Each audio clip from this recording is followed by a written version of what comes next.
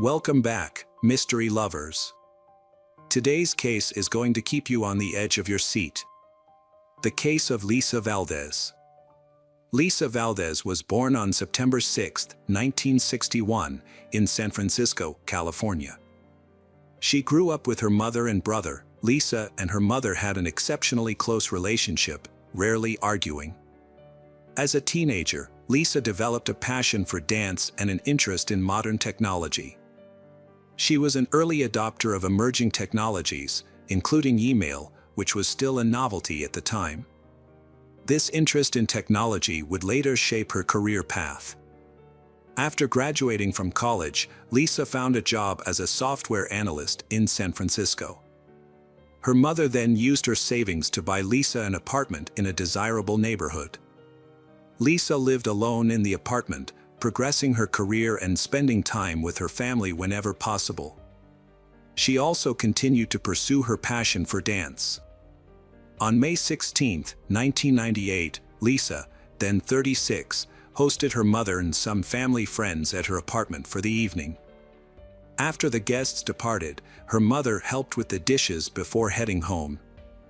Before leaving, Lisa promised to call her mother the next day, but the call never came.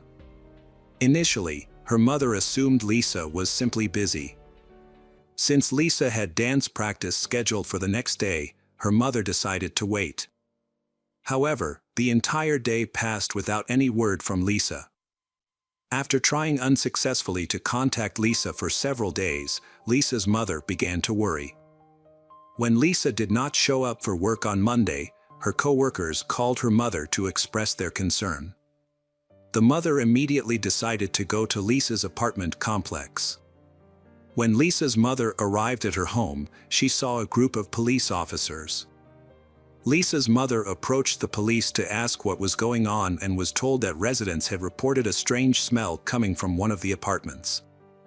The apartment manager investigated, found the door unlocked, and called the police after discovering a body on the floor. Police quickly identified the victim as Lisa. Her body showed signs of trauma, making it clear she had been murdered. The advanced state of decomposition suggested that Lisa had been dead for several days. The police suspected that Lisa had been assaulted due to the presence of her underwear next to her body. The crime scene was marked by extensive blood stains on the floor and bed, with the TV and air conditioner still on. However, the disarray of the apartment was later found to be consistent with Lisa's usual living habits. There was no indication of a robbery, as all of Lisa's valuables, including jewelry, were left untouched. The only missing items were her keys and a gym bag. A peculiar detail was the discovery that the attacker had cut off some of Lisa's hair and taken it with them. Detectives believed that the killer may have known Lisa personally. This theory was supported by the lack of forced entry into the apartment complex, which was secured by a fence and required a key or resident approval for access. Police investigating Lisa's murder began by interviewing her neighbors. Their first lead came when a neighbor mentioned discovering a bent metal door frame and faint blood stains on her door 2 days before Lisa's body was discovered. The neighbor had previously reported the incident to the building's management, but they had not notified the police. Police are certain that Lisa's murder was linked to a break-in at her neighbor's apartment. It is possible that the person trying to break into her neighbor's apartment was seen by Lisa and killed her, but another theory is that the break-in may have occurred after Lisa was murdered. Police also interviewed the person who cleaned Lisa's apartment weekly. She said that 2 days before Lisa's body was found, she tried to open the apartment door with her key but found it locked from the inside. When she looked through the door, she saw a naked woman lying on the floor and a male voice talking. Assuming it was a private situation, the cleaner quickly left without doing anything.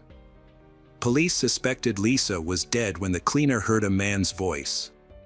And it was her killer, who was still in the apartment. The cleaner also reported seeing a black Ziploc bag near the body.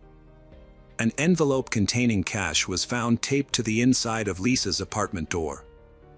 The money was for the cleaner, as Lisa always left it with her the day before cleaning. The presence of the envelope suggests that Lisa was likely attacked after her mother left, sometime between midnight and early morning. Neighbors who lived downstairs reported hearing a loud noise coming from upstairs on the night of the attack, followed by someone coming down the stairs. Although they did not see who it was, the neighbors' accounts provided a timeline of events.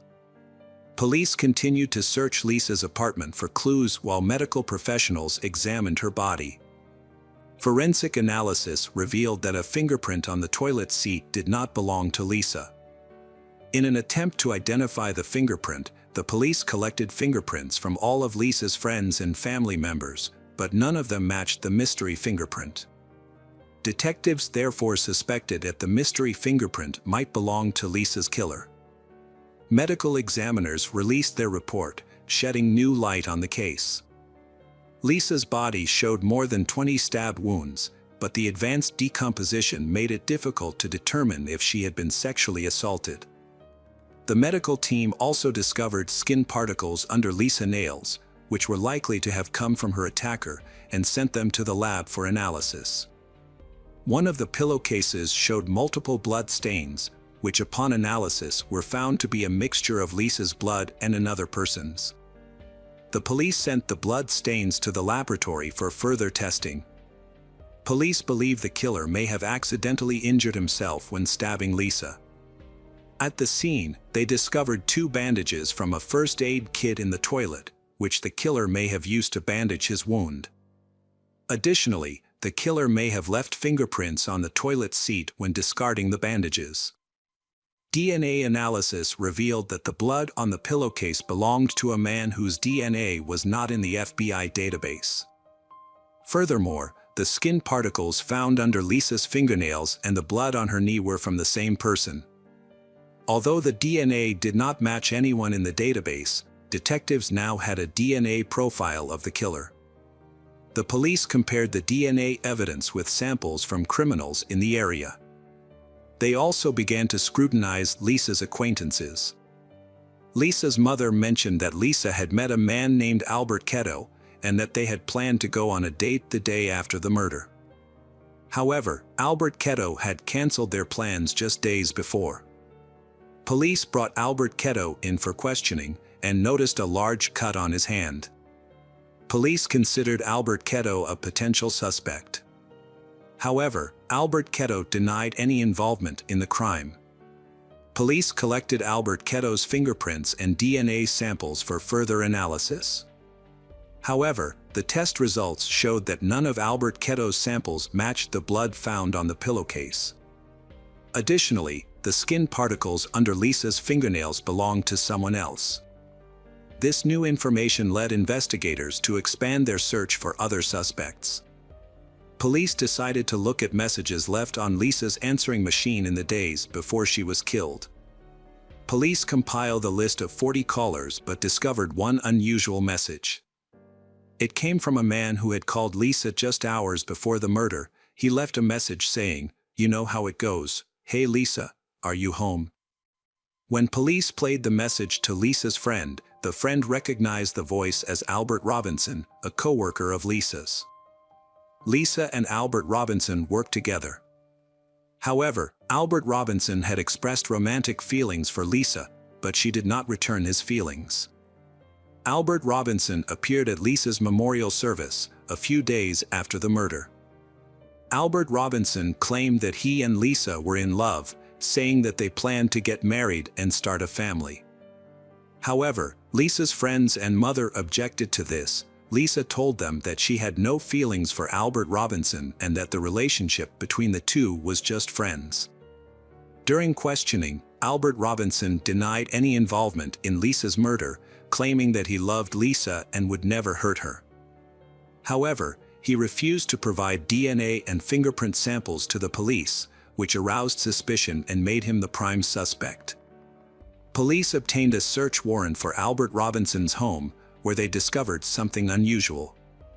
Albert Robinson's home contained many photos of Lisa. However, despite the evidence, he continued to deny his involvement. He cooperated by providing his fingerprints and DNA samples to the police. However, they were surprised when Albert Robinson's test results did not match the samples collected at Lisa's apartment. Police eliminated Albert Robinson as a suspect. Due to lack of evidence, the case remained unsolved for many years. The investigation continues, with police waiting for the suspect's DNA or fingerprints to be matched in a database. Over the years, Lisa's mother has used social media platforms to plead for information. But the police have yet to uncover any new clues, leaving the case even more unsolved. In 2010, the FBI used new DNA technology to identify suspects by matching their DNA to relatives in a database. This method was limited to close relatives. On September 2nd, police received a call from the FBI with the news. Although the FBI did not compare the DNA to possible relatives in the database, they did retest the original DNA sample as part of the process. Amazingly, 13 years after the murder, the retested DNA sample was a perfect match. DNA from blood and skin particles found under Lisa's fingernails matched a 52-year-old man named Anthony Hughes, whose DNA had recently been added to the FBI database. Although Anthony had a lengthy criminal record, his DNA was not in the database because he had committed a minor crime. However, a change in California law requires DNA samples from all convicted felons, regardless of the severity of their crimes. As a result, Anthony's DNA was collected after he was arrested for petty theft. The investigation revealed that Anthony's fingerprints were also on file and matched those found on the toilet seat in Lisa's apartment. Experts were able to identify the specific finger that left the fingerprint. Prior to the arrest, police searched for additional evidence that linked Anthony to the crime. 13 years ago, police reviewed calls to Lisa's phone before she was killed, but they ignored calls made after her death. Recently, police discovered a call made by Anthony to Lisa's phone just one day after her death. He left a message, the content of which seemed normal and did not arouse any suspicion at the time. If the police had investigated Anthony at that time, they would have found his extensive criminal record. When they went through Lisa's belongings, detectives found Anthony's phone number in her address book, indicating that she knew him. After talking to Lisa's friends, the police learned that Lisa had dated Anthony in high school. The police now had all the information they needed to question Anthony. Since Anthony was homeless at the time and had no fixed address, the police approached cautiously to avoid Anthony fleeing. They arrested him under the pretext of investigating a series of robberies in San Francisco, and he surrendered without resistance. Police began asking about a series of robberies, gradually bringing up Anthony's previous convictions. Eventually, police asked him if he knew a woman named Lisa Valdez. He initially denied knowing her, but when shown a photo, he admitted that they had been high school acquaintances. Anthony also claimed that he had not seen Lisa since the late 1980s. The police pressed Anthony for information about his relationship with Lisa. Eventually, the police produced evidence of his DNA found in Lisa's apartment in 1998. Upon hearing this, Anthony burst into tears. Anthony was restrained as he cried and screamed. He was eventually charged with murder, and detectives informed Lisa's family that her killer had been arrested. However, the trial did not begin until 4 years later. During the trial, Anthony initially appeared confident, but as the trial progressed, his pace changed. He began appearing in court with a Bible and wearing a cross. Anthony's lawyer argued that his client was incapable of committing the murder due to a medical condition that weakened his muscles, making movement extremely difficult. Despite the defense's argument, the prosecution presented strong evidence linking Anthony to the crime scene. This included his skin cells found under Lisa's fingernails, his blood on a pillowcase, and his fingerprint on the toilet seat. Anthony maintained his innocence, claiming he had not seen Lisa since the late 1980s. The prosecution, on the other hand, proposed a different scenario. They believed Anthony had contacted the Lisa, visited her home, and attempted to engage in intimate relations with her. When she refused, he became enraged and killed her. As part of the crime, he cut off a portion of her hair and took it with him before fleeing the scene. Ultimately, the jury delivered a unanimous verdict, finding Anthony guilty of first-degree murder. However, the prosecution faced challenges in securing a conviction for sexual assault due to the advanced state of the Lisa's decomposition, which made it difficult to gather sufficient evidence. The charges were reduced from first-degree murder to second-degree murder, which carries a lighter sentence. Anthony was sentenced to life in prison with the possibility of parole after 16 years. Anthony has been in prison since then and continues to maintain his innocence. Anthony will be eligible for parole in 2031 at age 72. However, Anthony's chances of being paroled are slim, as parole boards typically view refusal to plead guilty as a lack of remorse. Hi there, investigators. It's time to uncover the truth behind another case. The case of Lin family. Min Lin and Yun Lin's romance began in the late 1980s when they met at an Australian university. They both came from China and had moved to Australia to further their studies. Min had completed her bachelor's degree and was doing an internship, while Yun participated in a student exchange program. They met each other after meeting accidentally in the university hallway. After graduating, they got married and settled in North Epping, Sydney, where their love continued to grow into a strong, close-knit family. Min and Yun had their first child, Brenda Lin, in August 1994. She was mostly known as Brenda.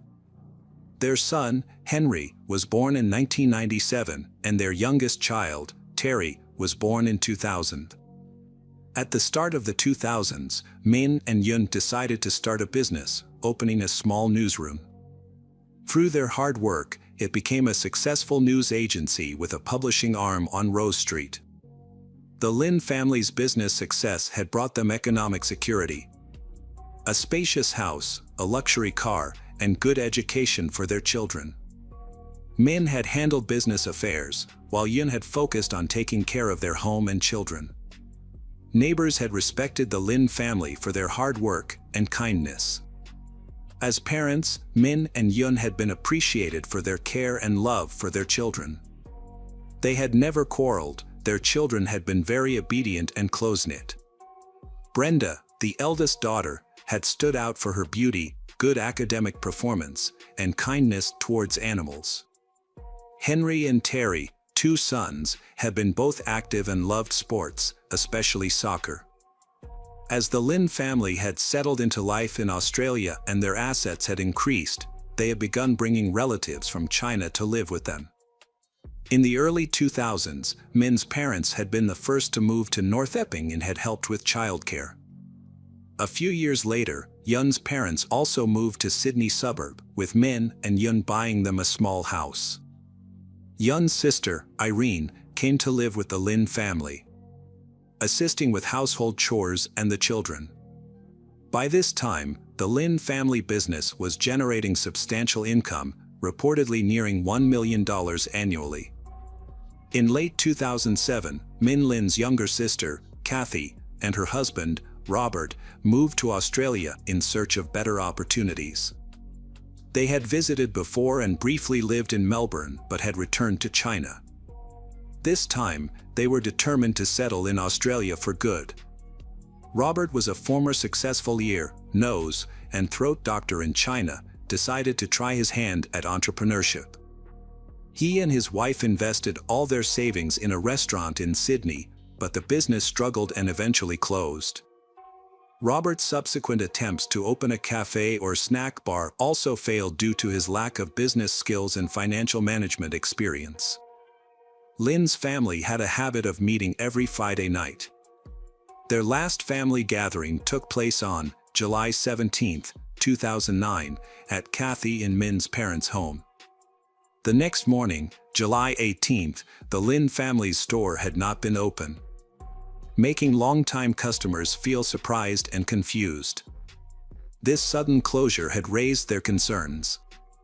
One of them tried to contact Min multiple times but was unsuccessful, so they called Min's sister Kathy to see if she knew what was going on.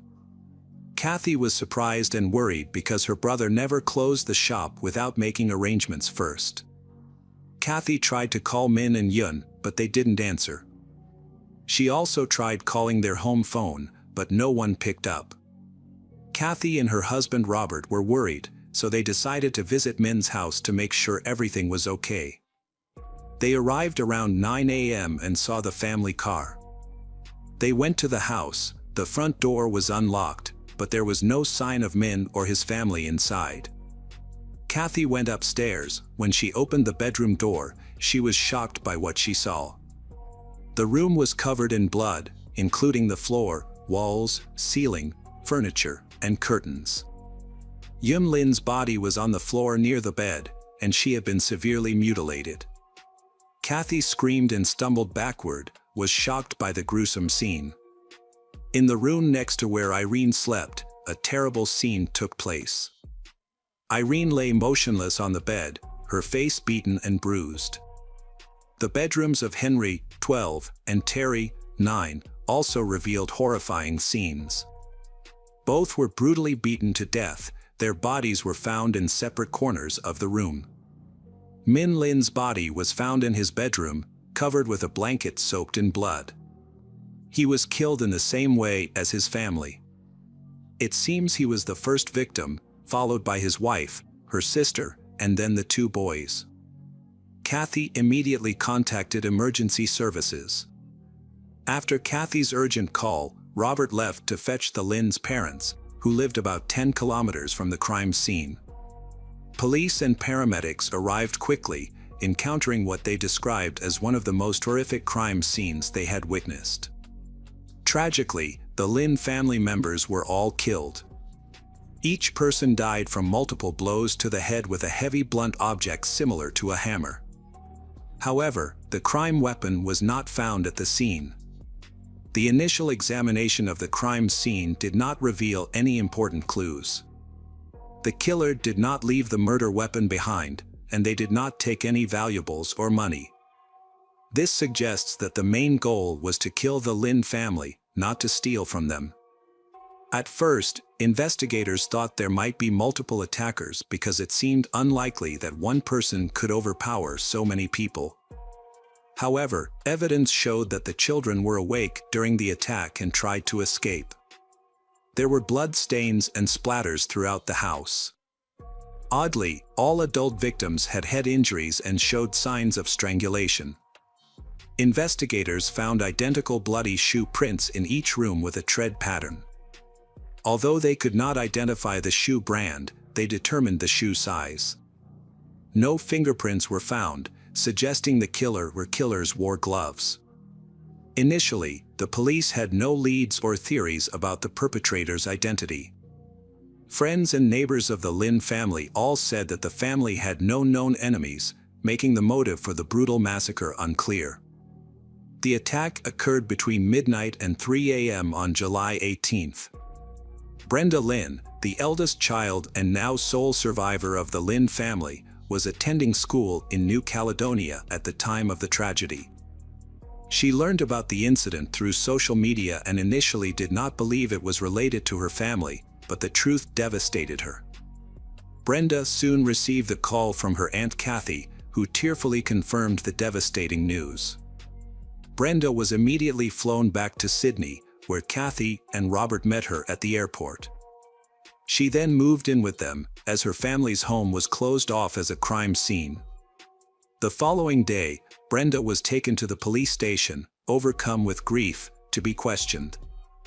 However, she had no new information to share, stressing that her family had no enemies and hadn't noticed anything unusual before her trip.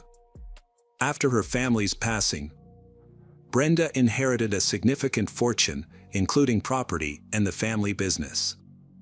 Since she was still a minor and in school, her guardians, Kathy and Robert, took on the responsibility of managing the estate. Brenda's grandparents offered their support, but Kathy and Robert insisted on being her caregivers. Robert even threatened to take legal action if the grandparents sought custody, claiming they were too old to care for a teenager. The matter was eventually resolved, with Brenda remaining in the care of her aunt and uncle. The Lynn's shop and publishing business reopened under new management after a temporary closure. However, Brenda had not yet taken over the business operations. Robert began reviewing the family's financial records, including bank accounts, savings, and real estate. Beside that, experts thoroughly investigated the crime scene, documenting every detail, but no concrete leads were found. They believed the killer acted alone and entered the house quietly, possibly through and with a key. The killer wore size 9.5 shoes with a distinctive tread pattern and likely used a hammer as the lethal weapon, which was never found. The killer wore gloves, leaving no fingerprints or foreign DNA behind. One notable detail was the presence of blood stains on the doorknobs of each bedroom where the killings occurred, indicating the killer's bloodied gloves had touched them. However, there were no blood stains on Brenda's room doorknob, suggesting the killer knew she was not present. The Lynn family tragedy received extensive media coverage. However, with no concrete evidence or suspects, numerous implausible theories surfaced. Speculation about the family's supposed vast wealth leading to their murder. As the investigation had stalled, no suspects had emerged for the probe. The theory of a robbery had eventually been abandoned because the killer had left money and valuables intact, suggesting the sole motive had been to kill family members. Furthermore, the fact that the house had lost power on the night of the murder suggested that the murderer had been someone who was familiar with the location of the electrical panel. The attacker's ability to control the house in darkness showed that he had prior knowledge of the house's layout. When reviewing the case, an investigator replayed Kathy's emergency call looking for missed clues. An important hint was detected in the recording. The recording captured Kathy's frantic attempts to explain the situation, her words interrupted by crying and sobbing. At the end of the call, Kathy mentioned her husband's name and talked to him in Cantonese. This piqued the investigators' interest, causing them to translate her words. The translation revealed that Kathy was pleading with Robert not to leave Kathy home alone. This was significant since Robert had left Kathy at the scene of the crime to pick up her parents, despite the potential danger. With 5 people brutally murdered and the killer possibly still inside, Robert's calm aroused suspicion, as if he already knew for certain that Kathy was safe. The police finally identified Robert as the main suspect. A crucial discovery was that Robert had a key to Min's house, which had been given to Robert shortly before the tragedy. However, Robert never mentioned this during questioning, and his wife Kathy was unaware that Min had given him the key. It was Brenda who unintentionally revealed this important information to investigators. Further investigation showed that Robert's claim of being a successful ear, nose, and throat doctor was false. Although he had a medical degree, he had never had a stable job in the field. There were rumors that he had fled to Australia to avoid punishment for alleged bribery charges in China. In Australia, Robert failed to establish a successful career and wasted his remaining savings on unsuccessful business ventures. After moving to North Keeping, he became idle, relying on his wife's income. Once the guardianship papers for Brenda were finalized, Robert acted as if he had inherited the Lynn family's estate. His first move was to force Yun's parents out of their home, which Min had bought for them. Although the house remained in Min's name, Min and Kathy's parents were still allowed to stay in their own home that was also purchased for them. Based on this information, investigators suspected he had a long-standing plot to usurp Min family property, money, and profitable business. However, the police could not arrest Robert yet due to a lack of concrete evidence. Through a combination of interrogation, surveillance, and other methods, the investigation team was granted permission to install hidden cameras in the Robert household. They hoped to gather the evidence needed to prove Robert's guilt. The breakthrough came sooner than expected, starting with an unexpected revelation from Kathy during an interrogation. Kathy mentioned Robert's preference for a specific brand of shoes. A few years ago, Robert bought 2 pairs of limited edition sneakers that he really liked. He had worn out one pair and thrown it away, but kept the other pair at home. What's important to note is that Robert's shoe size, 9.5, matched the size of the shoes worn by the killers. The crucial evidence was caught on a hidden camera, which showed Robert deliberately destroying the box that held the remaining pair of shoes. A search warrant was issued for Robert's home. During the search, police found a new pair of size 9.5 sneakers with the same pattern as the pattern collected at the crime scene. In the garage, they discovered a small bloodstain, which was later confirmed by a forensic examiner to be a bloodstain containing DNA from all 5 victims of the Lynn family, linking it to the crime scene. In May 2011, 2 years after the tragedy, Robert was officially arrested. He denied involvement, claiming the blood stains in his garage appeared after returning from Lynn's house following the tragedy. He also downplayed the importance of the sneakers, saying they were new and he threw away the old shoes. While in prison awaiting trial, Robert shared a cell with a number of informants whom the police had arranged. During a conversation, he confessed to carefully planning the crime and covering his tracks. He bought the weapon in a store without surveillance cameras and gave his wife tea so she wouldn't wake up while he was committing the crime. He removed the hammer, shoes, gloves, and clothes so police would never find them. At trial, Robert denied everything. The only evidence against him is what the informants said and some indirectly clues. The jury failed to find Robert guilty and he was released on bail in December 2015. But when the trial resumed in June 2016, another informant said Robert had confessed to being haunted by Brenda since she was 13 years old. Brenda was questioned again and tearfully said Robert forced her to have sex when she first moved in. She kept silent about the abuse for years because she was afraid of what Robert might do. With this new information and other evidence, Robert was officially convicted of all charges. He was given 5 life sentences without the possibility of parole, 1 for each murder. All of his appeals were rejected. Welcome back, detectives. Let's dive into another horrible case. The case of Celeste Mano. Celeste Mano was born on November 30, 1997, in Melbourne, Victoria, Australia. She was the youngest of 2 children to parents Eggy Diro and Tony Mano, and grew up with her older brother Alessandro. Although her parents separated when she was young, her father remained involved in her life, providing financial support and maintaining a relationship with his children. Celeste was a sociable and active student who enjoyed sports, dance. Initially, she wanted to become a lawyer and enrolled at the University of Melbourne to study criminal and civil law. However, she later lost interest in law and switched to studying advertising and marketing. In 2018, she landed a job at a rapidly growing e-commerce company. She rapidly advanced in her career, rising from a call center worker to the head of a department in just a few years. She was considered one of the company's most promising employees. Celeste has always been the center of attention, especially among men. However, she is very picky about her partners. Meanwhile, one of her colleagues, Louis Seiko, has had his eye on her since she started working at the company.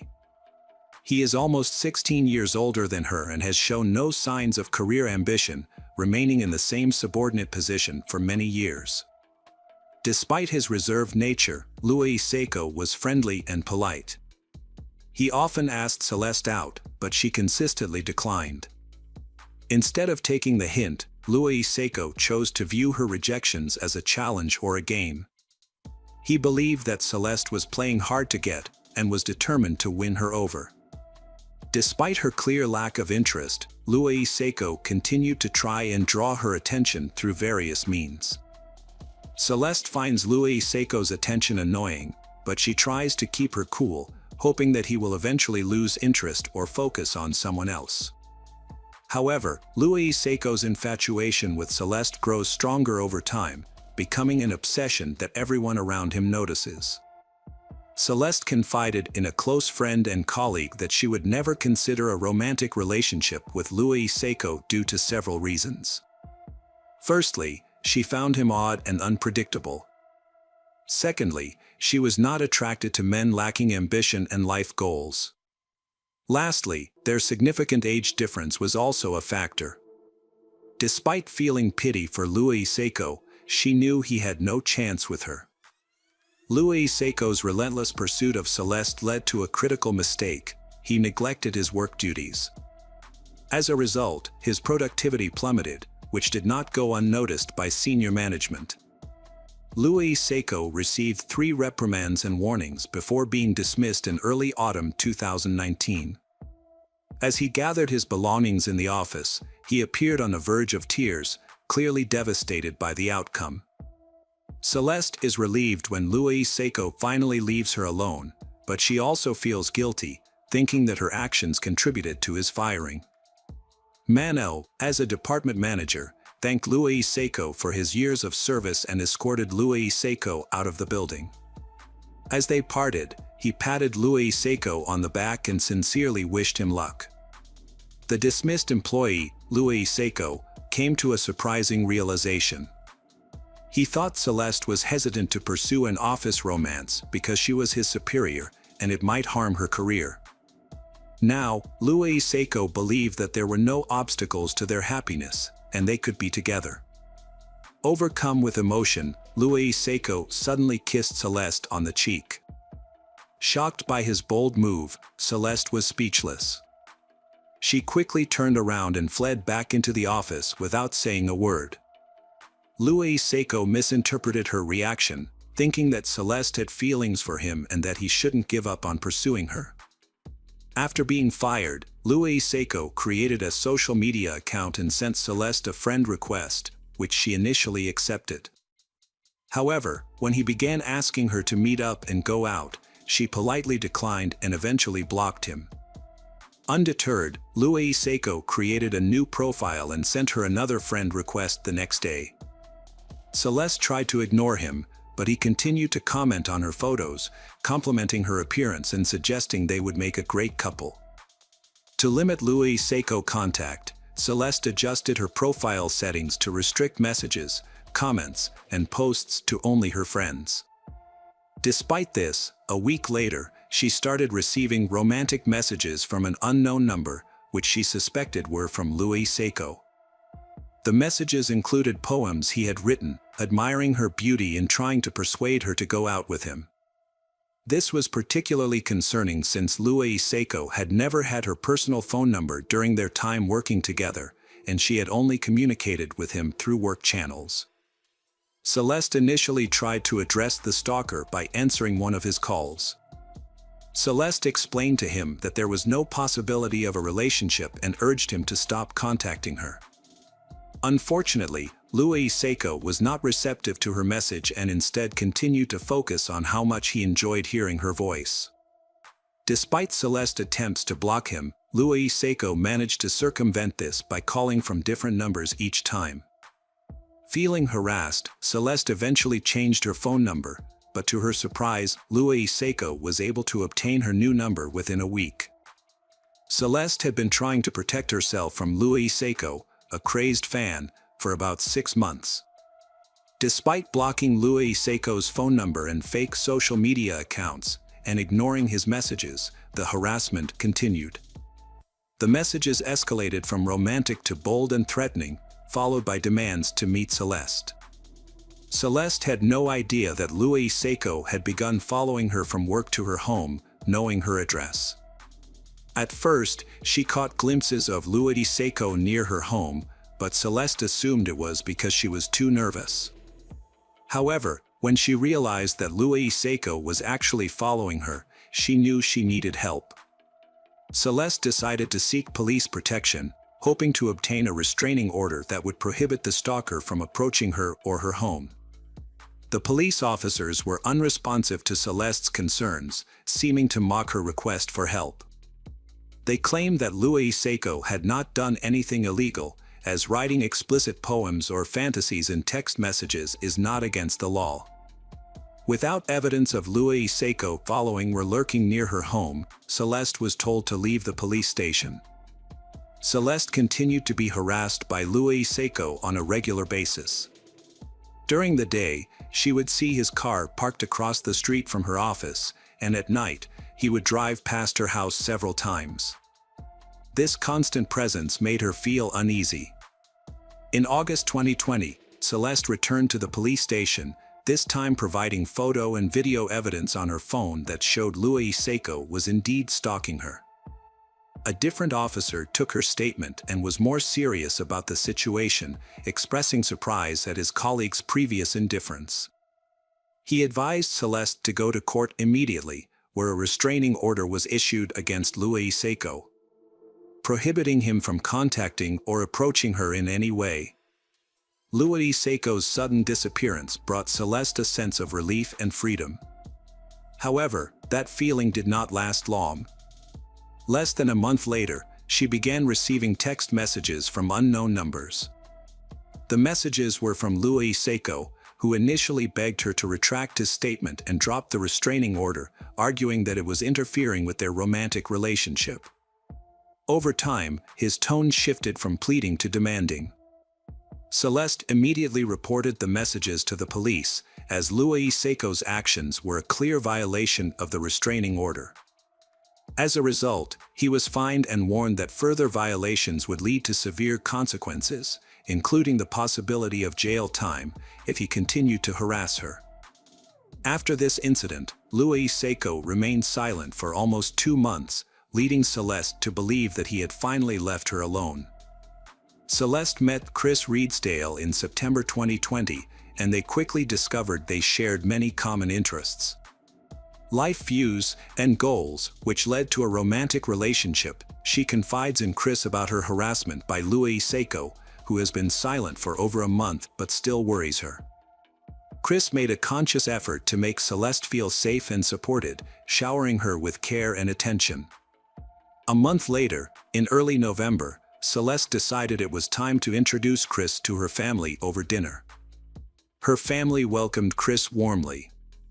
The next few weeks passed peacefully, and Louis Seiko made no further attempts to contact Celeste. She was happy, spending all her free time with Chris, and it seemed that she had finally forgotten about worrying about Louis Seiko. On November 15, 2020, they went on a date to a cafe, where they sat together, enjoying each other's company. Celeste offered to take a selfie to capture the moment. Celeste loved the photo so much that she decided to use it as her profile picture on social media. By doing so, she also wanted to share the news of her new relationship and make it clear that things were getting serious. Chris also posted the photo on his page, along with a heartfelt caption expressing his love for Celeste. Sadly, this date turned out to be their last. After dropping Celeste off at home, Chris said goodbye, planning to see her again the next day. Celeste spent about an hour in the kitchen with her mother Eggy, before going to bed early to get ready for work the next morning. On November 16, 2020, Eggy was suddenly awakened around 4 a.m. by the sound of breaking glass. At first, she thought the noise was coming from outside, but then she heard more suspicious sounds, including banging, screams, and commotion, which seemed to be coming from within her house. Eggy quickly got out of bed, put on her robe, and rushed to her daughter Celeste's room. As she opened the door, she saw someone jumping away from Celeste's bed and escaping through a broken window. When Eggy turned on the light, she was shocked to see her daughter lying in a pool of blood, covered in cuts and small shards of glass. Celeste was struggling to breathe, her eyes wide open and looking up. Eggy immediately called an ambulance and tried to stem the bleeding from her daughter's deep wounds while she waited for help to arrive. Tragically, despite their best efforts, Celeste passed away before police and paramedics arrived. The medical examiners found over 20 stab wounds on the victim's body, with the fatal blow being a wound to her heart. After investigating the scene and comparing it to Eggy's testimony, the police concluded that the attacker broke into the Celeste's room through the window and carried out the attack in under 3 minutes, before the Celeste's mother entered the room. The attacker used a large butcher's knife, striking randomly, and the Celeste tried to defend herself, as evidenced by the numerous cuts on her arms. When asked if the Celeste had any enemies, Eggy mentioned Louis Seiko, who had been harassing the victim with calls and threatening messages for over a year. This information was confirmed by other family members, friends, and colleagues. The suspect left behind a large number of bloody fingerprints at the scene, as well as DNA on a fence he jumped over while fleeing, which was likely due to an injury to his hand. As a result, it was crucial to detain and interrogate Louis Seiko immediately, as he was the prime suspect in the case, and to verify and compare all the evidence and witness statements. Louis Seiko was immediately taken into custody but initially claimed to be innocent, professing his love for Celeste and insisting he could never hurt her. However, forensic analysis quickly proved him wrong. His bloody fingerprints were found both in Celeste's room and on the fence surrounding her property, tying him to the crime scene. Investigation revealed a prior restraining order, which prohibited Louis Seiko from approaching Celeste. Notably, the night before the crime, he bought a hammer and large knife at a local hardware store. The store's security cameras caught him purchasing the tools at checkout. It later emerged that he used these tools to carry out the violent crime, smashing through a window to enter Celeste's house and fatally stabbing her with the knife. The case against Louis Seiko was overwhelming, with evidence showing he had been watching his victim for a long time and knew everything about her. The final straw was when she posted a photo of her new boyfriend on social media. After that, Louis Seiko bought a knife and hammer and snuck into the victim's home at night to harm her. His actions seemed deliberate and planned. Louis Seiko's personal life was marked by instability. At 39, he had never married, still lived with his parents, had few friends, and had trouble holding down a job. He also had a family history of mental health issues, with a brother serving a long prison sentence for a serious crime. Louis Seiko's lawyer arguing that he needed specialized treatment rather than imprisonment. However, this claim outraged the victim's family, who feared that Louis Seiko would escape punishment. The psychiatric experts ultimately concluded that while Louis Seiko did have mental health issues, he was fully aware of his actions when he committed the crime. He had planned the details in advance, which meant he would have to stand trial. The murder trial is set for the fall of 2023, 3 years after Celeste's tragic death. In the years leading up to the trial, Louis Seiko attempted to argue that he was mentally ill and not responsible for his actions.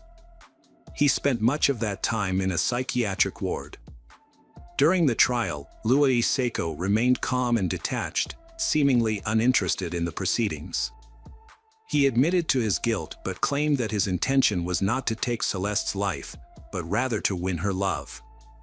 However, the jury unanimously found him guilty on all counts. As a result, he was sentenced to 36 years in prison, with the possibility of parole only after serving 30 years. The Celeste's parents drew attention to the fact that their daughter had reported the perpetrator to the police as early as 2020, seeking protection from him. However, her complaint was not accepted due to a loophole in the existing legislation. This led to calls for a change in the law, which would later be referred to as Celeste's Law. Hello friends, welcome to our channel. Today we're going to take a look at another horrible case with you. The case of Luke Jobson. Luke Jobson, a 22-year-old who was on the verge of qualifying as an electrical and mechanical engineer after completing 4 years of study and an apprenticeship. He was a well-liked and talented individual who was known for his athletic abilities, particularly in football. Growing up, Luke attended St. Patrick's Comprehensive and Hwood Primary Schools in Thornaby. He was a talented sportsman, playing football as a center forward for Thornaby Central in his youth. His love of clothes and fashion was evident, and he took great pride in his appearance. According to his dad, Stuart, Luke was a perfectionist who would often check his family members' clothes to ensure they looked their best. Stuart described Luke as a genuine and beautiful person, both inside and out. Luke, a young man from Yarm, attended a nightclub called The Keys on Saturday, January 26, 2019, along with his friends. Yarm is a small town, and The Keys is a popular spot on the high street, where the town's nightlife is concentrated. Luke failed to return home after his night out at The Keys, and his parents tried to contact him on Sunday morning, but he didn't respond. His friends were also unaware of his whereabouts. Luke's family quickly took to Facebook to appeal for help, and many people joined the search for him. The police investigation began on Sunday, and Cleveland police released a statement expressing concern for Luke's disappearance, as it was out of character for him. They asked the public to share any private CCTV or dashcam footage that might be relevant to the case. Police had learned about a possible altercation involving Luke shortly before his disappearance. According to reports on social media, Luke got into a fight with several people outside the Keys around 2 a.m. The last reported sighting of Luke was near Yarm School at around 2:15 a.m. The police were investigating this information, but their top priority was finding the missing young man. Luke's girlfriend, Danny, made a heartfelt plea on social media, describing her experience as a living nightmare and urging anyone with information to come forward. Luke's cousin, Jake, also reached out on Facebook, asking for help in locating Luke. He was last seen fleeing from a group of young men on Yarm High Street. Friends and family initiated a search for Luke near the River Tees in Yarm on Sunday, which eventually grew into a large-scale operation. By Monday morning, hundreds of concerned individuals gathered at Yarm School's car park, eager to contribute to the search. Despite many not knowing Luke personally, the overwhelming response to the Facebook appeal showcased the community's spirit. Cars arrived at the car park, carrying people who were ready to aid in the search. Many others arrived on foot, dressed in warm clothing, prepared to brave the cold weather. Over 300 people participated in the search, which was divided into 18 groups that scoured various areas, including Preston Park, Stokesley, Cottonwood, Early Nook, and Hilton. Specialist police search teams also combed the River Tees banks near Yarm School. A body found in a River Tees has been identified as 22-year-old Luke Jobson, who had been missing. Cleveland police confirmed the news and expressed their condolences to Luke's family and friends. Family members are being supported by specially trained officers during this difficult time. In a tribute, Luke's parents, Lisa Jobson and Stuart Banks, described their son as a popular and ambitious young man who loved working out at the gym. Luke's mother, Lisa, said they are proud of everything he achieved and want to celebrate his life. She added that they want everyone to remember him for the good things he did. The news of Luke's death sparked an outpouring of emotion in the Teesside community. Friends and family members flooded social media with tributes, and a huge crowd gathered in Yarm for a vigil in his memory. Almost 1,000 people attended the event, which included a firework display and a rendition of Angels by Robbie Williams. The community showed their support for Luke's family by leaving ribbons, balloons, and flowers near the scene of his death. As the police investigated Luke's death, they spoke to numerous individuals, including those who were at the nightclub on the night of the incident. They also obtained CCTV footage, which corroborated earlier reports of a confrontation between Luke and several others. The footage shows Luke wearing a gray t-shirt, jeans, and white sneakers. It appears that Luke made a comment to someone, which caused several aggressive-looking individuals to approach him. The situation quickly escalated, and Luke can be seen running away from the group as they chase after him. News of a confrontation being linked to Luke's death emerged soon after he disappeared, as speculation about what had happened spread on social media. Initially, the police only confirmed reports of an altercation prior to his disappearance.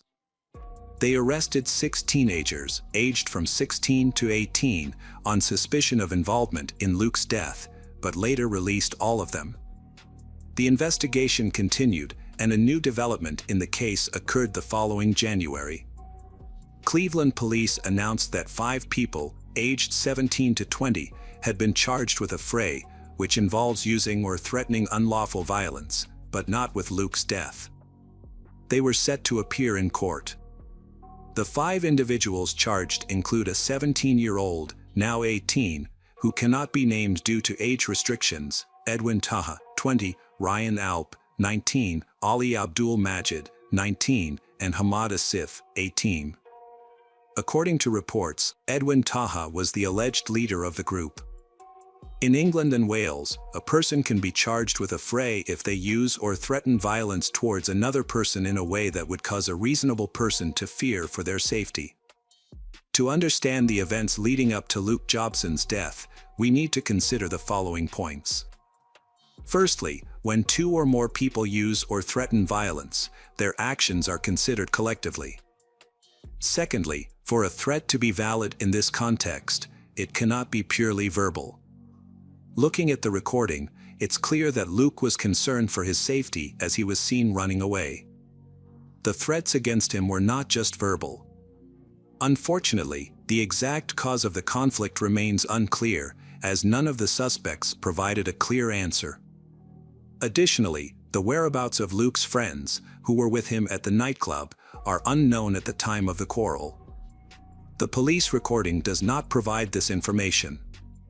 From the footage, it appears that Luke was not planning to leave the club, as he was standing outside in just a t-shirt, with his jacket still inside. The footage shows Luke confronting a group before being forced to run for his safety. Initially, his athletic ability allowed him to overcome his suitors. However, the group, including Taha and other future defendants, returned to the nightclub, got into a car, and caught up with Luke near a school. They sprayed Luke's face with an unknown substance, suspected to be pepper spray, causing him to lose his sight. In an attempt to escape, Luke climbed over a wall into the school grounds, where CCTV cameras captured his entry into a boathouse. Sadly, this was the last time Luke was seen alive. After Taha pepper sprayed Luke's face, the group got back into their car and drove away. It's unclear whether Luke knew where he was going, but given that he didn't attend school there and was disoriented from the tear gas, it's unlikely he understood his surroundings. If this was the case, it's possible he accidentally fell into the water once he entered the boathouse. It's worth noting that these events took place in January, when the water in the river was extremely cold. According to the police, no one else entered the boathouse that night, and Luke never came out. 2 days later, the police found his body in the water near the school, and the cause of death was determined to be drowning. The suspects initially refused to admit guilt, but during the first court hearing on September 28, 2020, Edwin Taha and Ali Abdul changed their minds and admitted to their involvement in the fight. Autopsy results from pathologists Dr. Nigel Cooper and Dr. Jennifer Bolton revealed that Luke had consumed alcohol before his death. The amount he drank was likely to cause noticeable signs of intoxication in an average person. The police had released Edwin Taha on bail, and none of the suspects were detained before the trial. The investigation found that the victim had traces of a banned substance in his system, which, combined with alcohol, made him more vulnerable to hypothermia. There were no injuries or evidence of assault, and the deceased did not have any underlying medical conditions that contributed to his death. While the autopsy did not show any signs of eye inflammation or evidence of being sprayed with a substance, witness statements confirmed that the deceased, Luke, was pepper sprayed and struggled to walk and see. The perpetrator, Taha, later bragged about the incident on the high street. The coroner concluded that Luke was incapacitated by the pepper spray. The verdict was announced in October 2020. In an emotional statement, Luke's mother, Lisa Jobson, addressed the court as the individuals responsible for her son's death faced justice. Ms. Jobson described the gang that had surrounded her son, Luke, before chasing him through Yarm High Street as a pack of wolves. She explained that from the day Luke was born, he had been loved, cared for, and protected. He had been their world and their only son. They had been extremely close to him, and he had been a kind, gentle, and genuine person who had touched the hearts of everyone he had met. Luke had been a loving and caring individual who had lit up a room with his presence. He had had good friends from diverse backgrounds and cultures, and he hadn't had a mean bone in his body. He had been a positive person who always strived to be his best and had always been looking forward to new experiences. Miss Jobson expressed that they would never forget the terror Luke had faced that night, and the fact that none of the gang members had had the courage to take responsibility for their actions was unbearable. Knowing that their faces had been the last ones Luke had seen on this earth was a constant reminder of the pain and suffering he had endured. It was a living hell for them, and they were left to live with the knowledge that their son hadn't been able to escape safely. At the trial, the lawyer for Abdul's co-defendant stated that Abdul was unaware that Taha possessed pepper spray. He claimed that Abdul did not expect the victim to be assaulted with a weapon. Only one person, not Abdul, knew that Taha had a pepper spray. Taha's lawyer revealed that his client had a difficult childhood, which had led to poor decision-making. On the night of the incident, something was said that triggered a chain of events. Taha acknowledges that the outcome should never have happened. Taha's lawyer also shared that his client had moved to the UK from France at age 4 and had been left to live with a foster family after his mother returned to France. The judge emphasized that neither defendant was directly responsible for the victim's death, but noted that the chase had led to the victim entering the school and boathouse, ultimately resulting in drowning.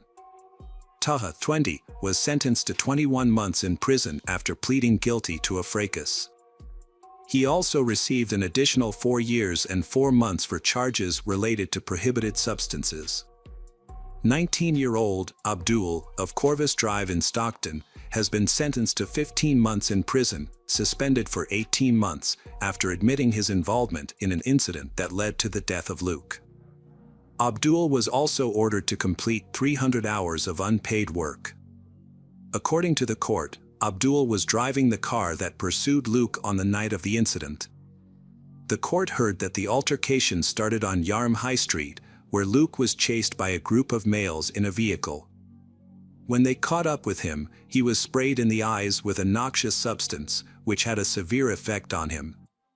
Detective Chief Inspector Sarah Robinson stated that the altercation had a devastating impact on Luke's family, who have been left without their son and brother. She added that the incident has caused immense pain and hardship for the family, and that nothing can bring Luke back. However, now that the case has concluded, the family may find some closure and be able to move forward with their lives. Charges against 2 other individuals, 19-year-old Ryan Alp and 18-year-old Hamada Sif, were dropped. To summarize the case, Chris Atkinson of the Crown Prosecution Service made a statement after the sentencing in October 2020. He stated that although Taha and Abdul were found guilty, the focus remains on Luke Jobson's family, who may find this time particularly challenging. The prosecution successfully proved that both men were involved in an altercation with Luke before his death. However, it is essential to note that there is no evidence to suggest that their actions directly caused the tragic events that followed the attack. Hello friends, welcome to our channel. Today we're going to take a look at another horrible case with you. The case of Grant Hendrickson and Michelle Cartagena. Grant Hendrickson, born on September 20, 1972, in Macon, Georgia, was an outdoor enthusiast who enjoyed fishing, golf, canoeing, and camping.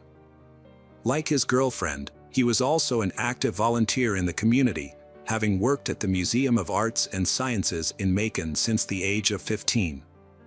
Their active lifestyles likely drew them together, according to those who knew them. Grant's girlfriend, Michelle Cartagena was born on May 2, 1975, in Monterey, California. She was a well-rounded and talented individual. She played in her school's marching orchestra band, was the top singles tennis player, and led her school's softball team. Additionally, she was a member of the National Honor Society. Outside of school, Michelle volunteered with the Red Cross and an animal welfare association, and she often visited elderly people. Her father remembered her as a caring and driven individual who aimed to pursue a career in medicine to help others and give back to society.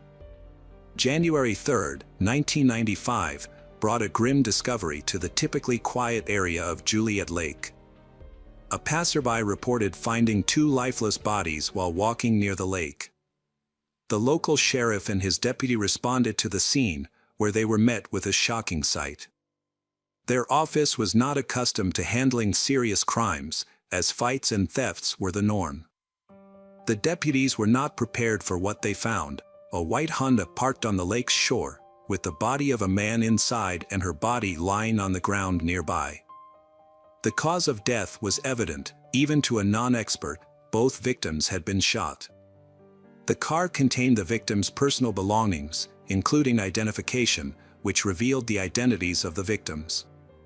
The male victim was 22-year-old Grant Hendrickson, who was found in the driver's seat. The second victim was 19-year-old Michelle Cartagena. The police were alerted to the incident, and officers from the Major Crimes Unit, along with forensic experts, arrived at the lake. The detectives' attention was immediately drawn to Michelle's body, which was partially exposed with her skirt pulled up, suggesting a possible motive for the crime. An examination of the car revealed bullet holes, leading detectives to believe that the perpetrator had opened fire on them while they were inside. Grant was hit by 3 bullets and had no chance of survival. Michelle was shot twice and likely remained conscious as the perpetrator pulled her from the car. The position of Michelle's body, with her legs spread apart, suggested that the perpetrator may have intended to take advantage of her vulnerable state, but did not do so. Forensic experts found a substance on the inside of her thighs, which was later identified as saliva containing chewing tobacco particles. The saliva samples were sent to the lab for further analysis. During the crime scene investigation, police discovered important evidence, including bullet casings of 2 different calibers, 13.223 caliber casings and 4 9mm casings. The presence of 2 types of ammunition suggests that there may have been 2 perpetrators, each using a different weapon. The families of Grant and Michelle were shocked and stunned when they learned about the tragedy. They struggled to comprehend who could have committed such a heinous act against their children. As only children, Grant and Michelle were extremely close to their parents. They had been dating for over a year and had already made plans for their future together, including their upcoming wedding. When detectives couldn't identify any enemies or suspects through family and friends, they began investigating further. They visited Mercer University in Macon, where Grant and Michelle were classmates, to gather more information and piece together the events surrounding the tragedy. The police investigation into the deaths of Michelle and Grant was ongoing, but they had not uncovered any significant leads. Both victims were well-liked and respected at the university, with no known conflicts or enemies. Initially, detectives considered the possibility that the killer might have been a man who had romantic feelings for Michelle and was rejected, but this theory was not substantiated and was eventually set aside. A visit to Mercer University did not yield any useful information for the police. However, by reconstructing the events of January 2nd, the detectives learned that Michelle and Grant had gone to a restaurant, followed by a movie. After the film, they headed to a holiday camp at Juliet Lake. The camp was open to the public 24/7 and featured a boat launch, parking area, small dock, and picnic tables. Since it was a free public space, there was no staff or security present on the night of the crime. Other people were in the area, but they did not report anything suspicious. Some individuals did hear loud noises, which they initially dismissed as firecrackers. A witness reported seeing a 1980s Honda CRX speeding out of the parking lot. Meanwhile, investigators found a DNA sample in saliva on Michelle's thigh. However, at the time, DNA technology was still in its early stages. The DNA Identification Act, which allowed the FBI to create a national DNA database, was not passed until 1994. As a result, there was no database to compare the DNA sample to, and it could only be matched by directly comparing it to the perpetrator's DNA. The investigation also included questioning staff at the restaurant and cinema that Grant and Michelle visited before their deaths, but nothing suspicious was found. The authorities considered the possibility that they might have been random victims or had a chance encounter with someone who became violent. The detectives found no evidence of any other motives, as they had good grades, no connections to shady individuals, and did not use illicit substances. The fact that the perpetrator left behind valuables, including money, suggests that the motive behind the crime was not financial gain, but rather something else. Forensic analysis revealed that the likely weapons used in the crime were an AR-15 rifle and a 9mm Ruger pistol. Despite questioning over 100 individuals and collecting DNA samples from several dozen potential suspects, the investigation had stalled. More than a year and a half after the crime, Agent Randy Upton of the Georgia Bureau of Investigation took over the case in the fall of 1996. Randy adopted a new approach, shifting his focus from identifying the perpetrator to locating the weapon used in the crime. He visited the largest gun store in Macon and requested a list of customers who had purchased an AR-15 rifle between 1985 and 1995. Investigator Randy started contacting individuals on the list of 108 potential suspects. He explained to them that cooperating by allowing their weapon to be inspected and providing a DNA sample would greatly aid the investigation. Most of the people Randy spoke with agreed to comply, which led to the experts conducting further tests. As a result, the list of suspects began to dwindle. On November 27, 1996, Randy contacted Andrew Allen Cook, a 22-year-old who was on the list. During their conversation, Randy informed Andrew of the purpose of the call and asked permission to examine his rifle. However, Andrew claimed he no longer owned the rifle, stating that he had sold it in April 1994, nearly a year before the victims, Grant and Michelle, died. Nonetheless, gun store records showed that this was not possible, as Andrew had actually purchased the rifle in August 1994. Agent Randy became suspicious when Andrew lied to him. When Randy asked Andrew for a DNA sample, Andrew claimed he needed to discuss it with his father, simultaneously an FBI agent, before complying. Instead, Andrew hung up. This evasive behavior made Randy think that Andrew might be the person he was searching for. Investigations revealed that 5 months after Grant and Michelle's murders in 1995, Andrew pawned his rifle at a local gun store. Additionally, in December 1993, someone had bought a Ruger pistol on Andrew's behalf because he was underage at the time. Andrews sold this pistol to a friend in July 1995, shortly after pawning his rifle. This sequence of events suggested that Andrews' decision to get rid of both his rifle and pistol within 6 months of the murders was unlikely to be a coincidence. As the police gathered more information about Andrew, they became increasingly confident that they were on the right track. Further investigation revealed that Andrew had not only disposed of his firearms but also his 1987 Honda CRX, which matched the description of a car seen near the crime scene. Agent Randy decided to visit the diaper factory where Andrew worked. Although Andrew was absent, Randy spoke with one of his co-workers. A colleague of Andrew's reported that they had recently discussed the worst things they had ever done, and Andrew claimed to have shot someone with a rifle. The colleague was skeptical but asked Andrew why he had done it, and Andrew replied that he wanted to see if he could get away with it. The colleague also mentioned that Andrew was a frequent user of chewing tobacco. Another friend testified that Andrew had told him in late November 1996 that he needed to leave town because things were getting hot. These coincidences caught the attention of Agent Randy, who began searching for Andrew Cook, who had not lived with his parents for several years. On December 4, 1996, Agent Randy met with Andrew's father, John, who was also an FBI agent with 29 years of experience. Agent Randy explained that he was investigating the crime at Juliet Lake and wanted to speak with Andrew, but couldn't find him.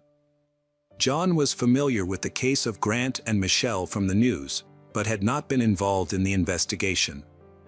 He told Agent Randy that he didn't consider Andrew a suspect, but promised to find him and talk to him. Later that day, John was able to reach Andrew by phone. John Cook's world was turned upside down when his son, Andrew, revealed a shocking truth. A detective had been searching for Andrew in connection with a crime at Juliet Lake, and John had asked his son if he knew anything about it. Andrew's response was devastating. "Daddy, I'm not telling you. You're one of them, you're a cop." John's next question was laced with hope that his son would deny any involvement. "Were you the one who did the shooting?" he asked. After a brief pause, Andrew confirmed his worst fears, saying yes. Andrew explained that he had been fishing at Juliet Lake on the night of the incident. A couple had arrived, and he had gotten into an argument with the driver, Grant. According to Andrew, Grant had threatened him with a pistol, prompting Andrew to grab his rifle and commit an irreversible act. John urged his son to turn himself in to the authorities, but Andrew refused, saying he would rather disappear. John was stunned by his son's confession, but he maintained his professional composure. The next day, he visited the Monroe County Sheriff's Office and reported his son's confession. At the time, no one was aware that Andrew had been arrested earlier that morning in a nearby county for illegally hunting deer in Turkey. He had given a false name, but his true identity was quickly discovered by Agent Randy. Randy then traveled to Jones County to speak with Andrew. Unbeknownst to Randy, Andrew had already confessed everything to his father the day before. When Randy arrived at the Jones County Sheriff's Office, he introduced himself and asked Andrew if he would be willing to answer a few questions. Andrew responded, "It's been 2 years, and you still don't have any evidence. I used to own a Honda, a rifle, and a Ruger, but now you're just trying to frame me." Andrew told the sheriff that if they helped his father get a lawyer, he would reveal the entire truth. After being transferred to Monroe County, Andrew's father, John, was allowed a private conversation with him. When John hugged his son, both men broke down in tears. Andrew confessed to his father that he wasn't at the lake to fish on the night of the crime. Instead, he claimed to have arrived after the victims, Grant and Michelle, were already there. Andrew's story went that he had fired multiple shots from his rifle, then used his pistol to fire additional shots. He then pulled Michelle's body out of the car in an attempt to mislead the police. As an extra precaution, Andrew spat on Michelle to prevent the police from linking him to the crime through saliva analysis. Andrew was subsequently charged with the murders of Grant Hendrickson and Michelle Cartagena. The police gathered additional evidence to support his confession, including tracing the ownership of the rifle and pistol used in the crime. Forensic examination of the guns confirmed that they were indeed the ones used to kill Michelle and Grant. Andrew Cook's DNA was matched to the saliva found on Michelle's body, further implicating him in the crime. The trial took place in 1998, during which John Andrew, Andrew's father, spoke and apologized to the families of the victims, Grant and Michelle. He acknowledged that his apologies would not bring them peace and expressed regret for not recognizing the evil that had consumed his son. Andrew Cook was found guilty on March 19, 1998, and was sentenced to death. He exhausted all his appeals, and the execution was scheduled for February 22, 2013. However, 3 days before the scheduled execution, Andrew's attorneys filed a clemency appeal, arguing that he was mentally unstable and required treatment. The State Board of Pardons and Paroles considered the appeal but ultimately voted against clemency. On February 22, 2013, Andrew Cook's family visited him in prison to bid their final farewell. Before his execution, he was granted the opportunity to choose his last meal, which consisted of a steak, baked potatoes, fried shrimp, lemon pie, and soda. As he lay strapped to a gurney in the death chamber, Andrew delivered his final words, expressing remorse for his actions. "I'm sorry," he said. "I won't ask you to forgive me, as I struggle to forgive myself." He then thanked his family for their unwavering support and apologized for the pain he had caused them, stating, "I'm sorry I took so much from you all." At 11:08 p.m., the lethal injection was administered. 14 minutes later, Andrew Cook, 38, was pronounced dead. Following the execution, Mary Hendrickson, the mother of one of the victims, expressed relief that justice had finally been served after 18 long years. Hello friends, welcome to our channel. Today we're going to take a look at another horrible case with you. The case of Jessica Paget. Jessica was born on December 15, 1980, in Pennsylvania, where she spent her entire life. As a child, she was energetic and cheerful. However, her parents, Thomas and Danelle, divorced when she was young. Her mother later remarried, and Jessica formed a close bond with her stepfather, whom she considered her second father. After graduating from high school in 1998, Jessica attended college to study preschool education. It was during this time that she met her future husband, Michael Paget. They began dating, moved in together, and had 2 children over the course of their 8-year relationship. Although they didn't get married until August 2014, Michael was a caring father and husband. However, like any family, they experienced ups and downs in their relationship. Jessica was happy with Michael, but just 4 months after their wedding, she vanished. Before her disappearance, Jessica worked at a kindergarten in Northampton for 2 years. She loved her job, as she was passionate about working with children and had a natural ability to connect with them. The children adored her, and she enjoyed spending time with them.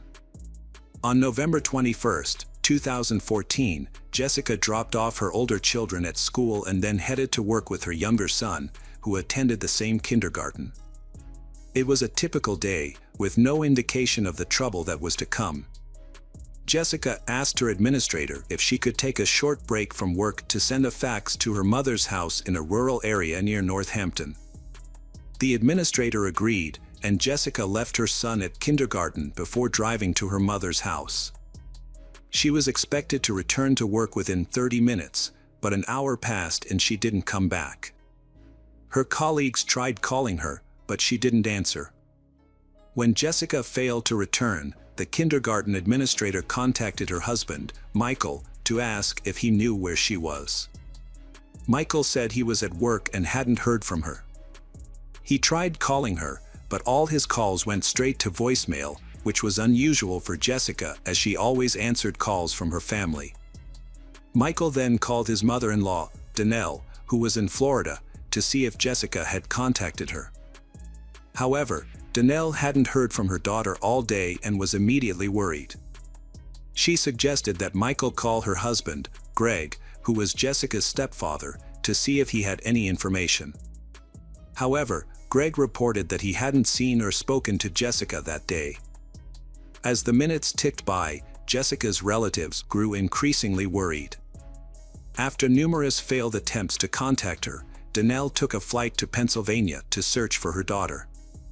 Meanwhile, for hours after Jessica disappeared from work, her husband Michael reported her missing to the police. He expressed his concern that Jessica would never leave their children voluntarily, leading him to fear the worst. The police promptly launched an investigation, distributing Jessica's description to all nearby stations. She was described as 5 feet 4 inches tall, weighing 130 pounds, with a footprint tattoo on her shoulder, brown hair, and hazel eyes.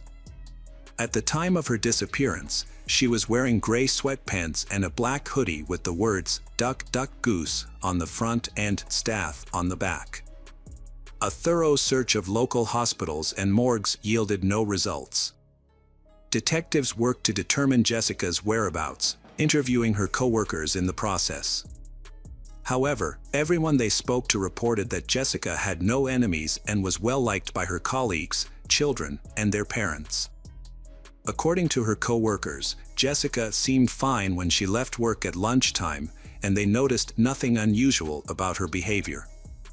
2 hours after Michael reported his wife Jessica missing, the police were able to locate her phone's signal, which indicated that it was approximately 1 mile from the kindergarten where she worked. Although the data was not entirely accurate due to inherent location determination errors, it provided a general area for the police to focus their search. However, by the time they began searching, it was already nighttime. The police found Jessica's car, a white Subaru Outback, in a nearby parking lot. The vehicle was unlocked and empty, with her purse, documents, and bank card still inside. The keys were in the ignition, and her phone was on the passenger seat next to her purse. There were no signs of a crime in the car, leaving the police with several unanswered questions. Where was Jessica, and what had caused her to abandon her car and valuables so close to her workplace? To answer these questions, the police sought CCTV footage. A camera on the back wall of a store across the street had captured the area where Jessica's car was found. After reviewing the footage with the store manager, the police saw Jessica driving into the parking lot at around 1 p.m. She got out of the car and stood by the driver's door for a short time before leaving and not returning. The investigators were baffled by Jessica's disappearance, as she had left behind her documents, phone, and keys.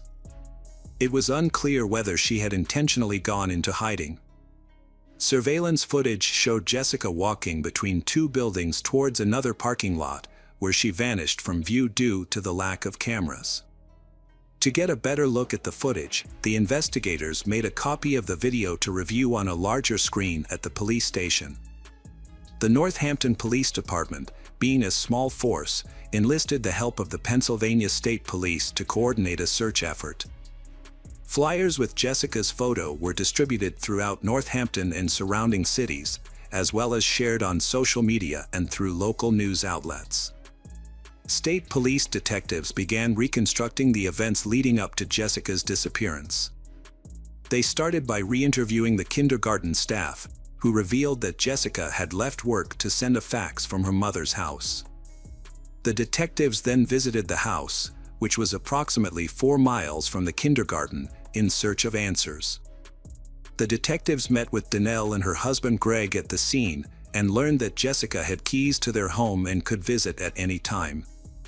On the day of her disappearance, both Danelle and Greg had been out, Danelle in Florida and Greg elsewhere, which left uncertainty about Jessica's activities at the house. They also checked Greg's fax machine for records of usage, but found that the device was faulty, which didn't provide any clear information. Jessica might have used another fax machine, but it still didn't explain why she had left her belongings in her car. The detectives decided to speak with Jessica's husband Michael, as husbands are often suspects in such cases.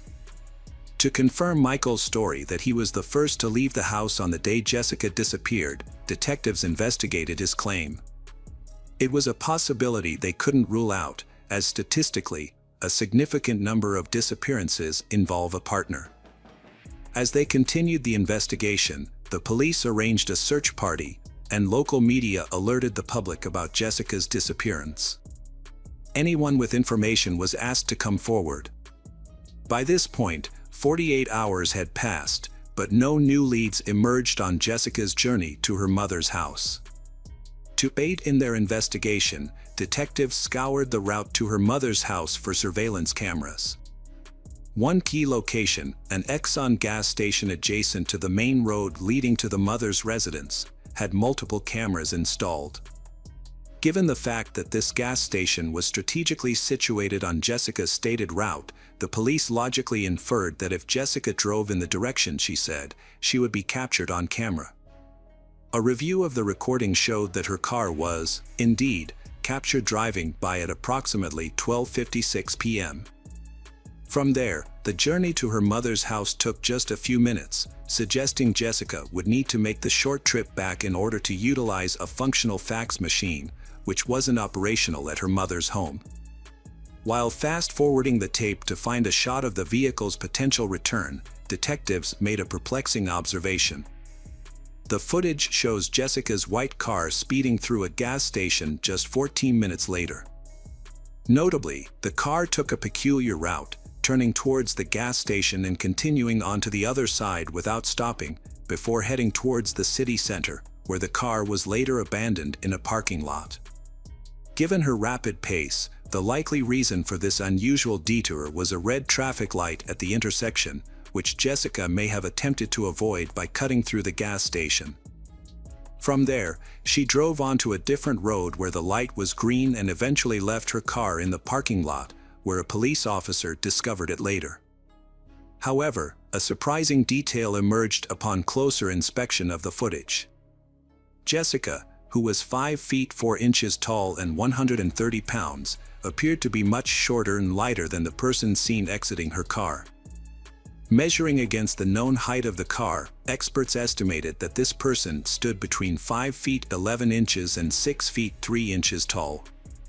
Moreover, during their examination of the abandoned car, the police noticed that the driver's seat was pushed forward, which would make it uncomfortable for someone taller than 5 feet 11 inches to operate the vehicle comfortably. The police initially found it suspicious that the driver's seat was positioned for someone of Jessica's height. However, after reviewing the footage, they discovered that the person who got out of the car had adjusted the seat to its most forward position, attempting to make it seem like Jessica was driving. But this raised another question: who was the tall person seen in the footage? Michael, he, stood at around 6 feet tall. The police brought him in for questioning, and he denied any involvement in his wife's disappearance, claiming he was at work when the kindergarten staff called him. Detectives verified his alibi by interviewing his colleagues and tracking the geolocation of his phone on the day of Jessica's disappearance. The evidence confirmed that Michael was indeed at work at the time, which meant the person in the footage was not him. For days had passed since Jessica's disappearance, and her children were struggling to cope with the stress and uncertainty. Despite the ongoing search efforts, no leads had been found. Investigators re-examined the footage of someone exiting Jessica's car, but the person's identity remained a mystery. However, upon closer inspection, the officers noticed a detail they had previously missed. A minute after the unknown person disappeared from view, a white SUV, likely a Ford, left the scene. This new information led the police to Greg, Jessica's stepfather, who matched the suspect's height description and owned a similar vehicle. The police requested that Greg come to the station for questioning, leaving him shocked and dismayed to be considered a suspect in his stepdaughter's disappearance. Greg claimed that he had left his car at a service center for repairs and that a neighbor had given him a ride there to pick it up.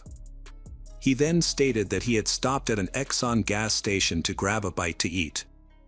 However, the police obtained CCTV footage from the gas station, which showed Greg driving past the station just 2 minutes after leaving the service center. It turned out that Greg had lied about stopping at the gas station. Further investigation revealed that Greg's entire story was fabricated. His neighbor denied driving him to the service center, contradicting Greg's claim. This led detectives to suspect that Greg might have been involved in Jessica's disappearance. By piecing together the evidence, investigators concluded that Greg was likely at home when Jessica arrived. It's possible that something happened, and Greg drove Jessica's car to a parking lot in the city center.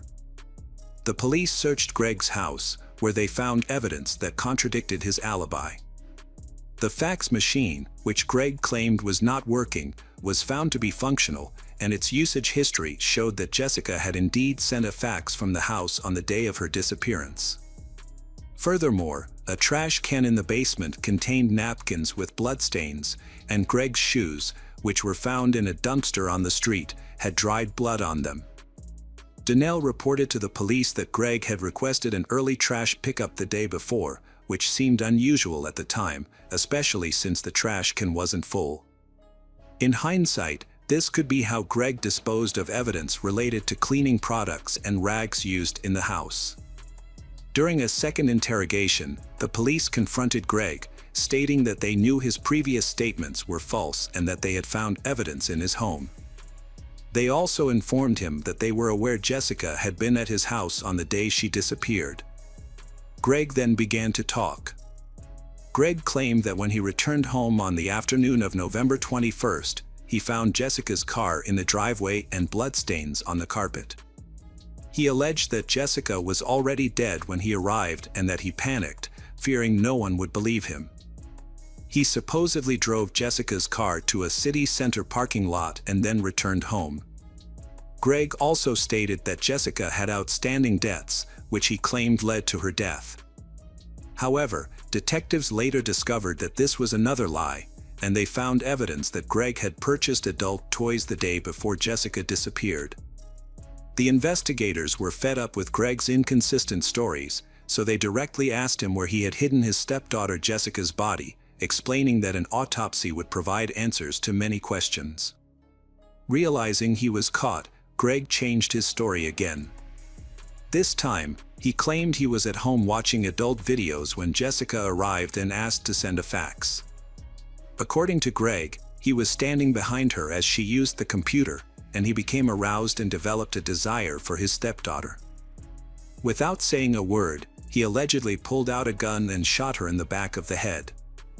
Then, he moved Jessica's body to the bedroom. Greg then drove Jessica's car to a parking lot in the city center, where he had previously left his Ford for repairs. To mislead investigators, he adjusted the seat to make it appear as though Jessica was driving. What Greg said next shocked the investigators. After returning home, he set up a video camera near the bed and recorded a video of himself with Jessica's body. The police later found this disturbing video on Greg's computer. Greg confessed to wrapping his stepdaughter Jessica's body in a blanket and hiding it in a ravine near his home. He claimed he was not a bad person, but had lost control. After the crime, Greg's life fell apart. He lost his business, home, dogs, and wife. However, he never mentioned the loss of Jessica. Jessica's mother, Donnell, was shocked to discover that her daughter was dead and that her husband was responsible. The authorities announced Jessica's death, stating that she was a victim of homicide. The district attorney, John Morganelli, expressed skepticism about Greg's version of events, but believed there was a sexual motive behind the crime. The prosecutor's office examined the evidence to determine if Greg had planned the attack. Jessica's family released a statement thanking law enforcement, the media, and the public for their efforts. They described Jessica as a beautiful and vibrant young woman who was loved by her family and friends, and stated that her loss made the world a darker place. Gregory Gregg, 53, was charged with the murder of Jessica Padette. Initially, investigators suspected that Greg had tried to persuade Jessica into a romantic encounter, but when she refused, he killed her to avoid exposure. However, this theory was difficult to prove due to the lack of defensive wounds on Jessica's body. She died from a single wound to the back of her head, which corroborated Greg's testimony. Under Pennsylvania law, Greg could have faced the death penalty, but since Jessica was already dead when he committed the second part of the crime, the prosecution could not pursue the death penalty. An examination of Greg and Jessica's computers and phones revealed no evidence of a relationship beyond that of stepfather and stepdaughter. The trial began in 2015. District Attorney John Morganelli noted that Greg's lawyer, John McMahon Jr., failed to submit the results of a mental health evaluation for Greg. McMahon claimed that he had Greg evaluated for a possible insanity defense, but the evaluation found that Greg did not have a diminished mental capacity, so McMahon did not use it in the trial. During the trial, the jury was forced to watch a disturbing 6-minute video that Greg had recorded, which showed him committing heinous crimes using adult toys he had purchased the day before. The jury was reluctant to view the video, but the judge ruled that they were obligated to watch it before reaching a verdict. Greg's lawyer argued that the crime was not premeditated and that his client should be charged with a third-degree crime rather than a first-degree crime. In response, Northampton County District Attorney John Morganelli presented the video as evidence to prove that the crime was, in fact, premeditated. Morganelli explained that this was necessary to convince the jurors of Greg's guilt, despite the disturbing nature of the footage. The jury delivered a unanimous verdict in just 6 minutes, finding Greg guilty of taking Jessica's life and desecrating her body. As a result, the court sentenced him to life imprisonment without the possibility of parole. When asked by the judge if he had any final words, Greg simply replied, "No, sir. I'm just very sorry." Following the sentencing, the judge advised the jurors to seek counseling from a psychologist to cope with the traumatic case. Jessica's husband, Michael, spoke to reporters, expressing the difficulty of moving on without his beloved wife and raising their 3 children alone. He described Jessica as the most wonderful person he had ever met. In a separate matter, Danelle, Greg's wife, has initiated divorce proceedings. However, the process is proving to be complex and Greg is hindering her efforts. Hello friends, welcome to our channel. Today we're going to take a look at another horrible case with you. The case of Vashti Seacat. Brad Seacat was born on March 3, 1976, in Kingman, Kansas, to Janet Seacat and her husband, whose identity and background remain undisclosed due to a previous marriage. Janet had a son, Robert, from a prior marriage, making Robert Brad's older half-brother. The Seacat family has a history of good law enforcement, leading to a strict and disciplined home environment. Although details about Brad's childhood are scarce, it is known that he attended high school in Kingman. Brad was physically strong and athletic, which led him to participate in high school wrestling and bodybuilding. His efforts paid off as he excelled in inter-school tournaments, often taking first place and gaining recognition as a star wrestler and prominent figure in his school. At 16, Brad met Vashti Seacat at a major wrestling competition at the Kansas City Coliseum. Vashti was born on March 21, 1977, in Argonne, Seward County, to Julie Hosteler and Clinton Forrest. She was the third of 4 children, with an older brother, Rich, and sister, Catherine, and a younger sister, Tyler. Vashti was a social person with many friends, but she struggled with feelings of inadequacy. However, this didn't hold her back from becoming a cheerleader for her school's wrestling team. She enjoyed watching the team win and attended every match, including the one where she met Brad. Brad was immediately smitten with Vashti and asked her out. Impressed by his confidence, she accepted, and they felt an instant connection at their first meeting. From that moment on, they were inseparable. After high school, Vashti attended a university, while he followed in his family's footsteps by enrolling in the police academy. As a result, they spent less time together, which caused Brad was starting to exhibit controlling and possessive behavior. Over time, Brad's growing jealousy became unbearable for Vashti, and she eventually ended the relationship. Although the breakup was not dramatic or traumatic, it marked the end of their romance. After graduating from the police academy, Brad joined the sheriff's department in Sedgwick County, a short distance from Kingman. Despite his professional accomplishments, he couldn't shake off the feeling of emptiness. He still had strong feelings for Vashti, and his love for her lingered deep within him. Brad didn't abandon his dream of reuniting with Vashti, and as soon as the chance presented itself, he visited her. His words struck a chord with Vashti, who sensed his sincerity, possibly due to his devotion to faith or genuine affection. This led her to decide to return to him. Overjoyed by her decision, Brad hastily approached Vashti's family to express his true intentions and request her hand in marriage. The Seacat family was thrilled to hear the news, convinced that their marriage would be a successful one. The wedding took place in 2004, after which Brad and Vashti settled in a neighborhood in Kingman. As they began building their new life, they befriended Monty Weldon, a friendly neighbor who frequently invited them to backyard barbecues. Brad's unpleasant behavior causing problems due to his controlling personality. However, when Vashti became pregnant, their issues appeared to fade away. In 2006, they welcomed their first son, Brandon, and 2 years later, their second son, Bronson. Although Brad was a loving father, he sometimes had a rough way of interacting with the children, especially during playtime. He treated the children like adults and occasionally showed a more aggressive side. Brad's behavior was concerning. He once beat a prisoner by hitting his head against a concrete wall, causing a fractured skull and brain damage. The prisoner later died from his injuries. Brad was sued for using excessive force, but his boss, Sheriff Gary Steve, supported him, and the charges were eventually dropped. The prosecutor's office and the Kansas Bureau of Investigation dismissed the complaint, clearing Brad of any wrongdoing. Brad showed no remorse for his actions and even admitted to his colleagues that he liked to use violence, especially against individuals he considered bad people.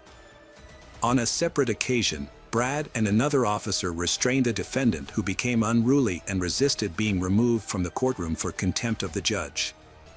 This incident earned them recognition, and the police chief awarded both officers bronze medals for their actions. On the other hand, Vashti wants to pursue her career despite her love for her children. She searched for a job and succeeded with her efforts. She became the new Human Resources Director at Vito Communications Company. However, Brad seemed unhappy about her new role. He wants Vashti to focus only on family work and her children's education. As a result, he started complaining about Vashti spending too much time at the office. The number of arguments between Vashti and Brad increased significantly. Despite her best efforts to repair their marriage for the sake of their children, Vashti feels her efforts are in vain. She had a feeling that their situation would eventually end in disaster. To resolve the conflict, Vashti and Brad began attending sessions with social worker Connie Sodman. During her first sessions, Vashti expressed feelings of extreme loneliness and isolation, suggesting that couples therapy sessions might be their last hope to save their marriage. Every time Vashti mentioned the possibility of divorce, Brad became angry. For weeks, he repeatedly threatened to kill her if she left him, boasting that he could take her life without consequences because he was a police officer. He claimed he could make her murder look like a suicide, and even mentioned burning down their house to destroy the evidence. After the argument, Brad threatened her, saying that if Vashti pursued a divorce, he would prevent her from seeing their children, even taking them out of the country if necessary. At the same time, Brad left his police job and began working as a self-defense instructor at the Kansas Law Enforcement Training Center. Meanwhile, Vashti continued to attend therapy sessions and made positive changes in her life, such as exercising regularly and eating healthier. A few months later, Vashti's social life began to flourish. She makes new connections at work and meets someone she is attracted to. However, she confided in her sister about her new relationship out of fear that Brad might find out and take revenge. Vashti openly shared with her colleagues about the various threats she received from her husband. Unbeknownst to her, Brad discovered her personal diary and brought it to his office, where he scanned and printed out many pages. He then spends his days researching topics including suicide, fire injuries, and the difference between murder and suicide. In the first week of April 2011, Vashti had her final counseling session with Connie to prepare for her divorce from Brad. Together, they created a safety plan for Vashti and their children.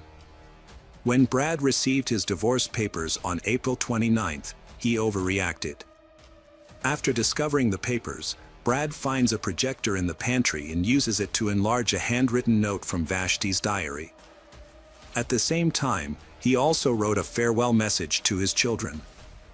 What's amazing is that he also printed out documents on how to disguise a murder as a suicide.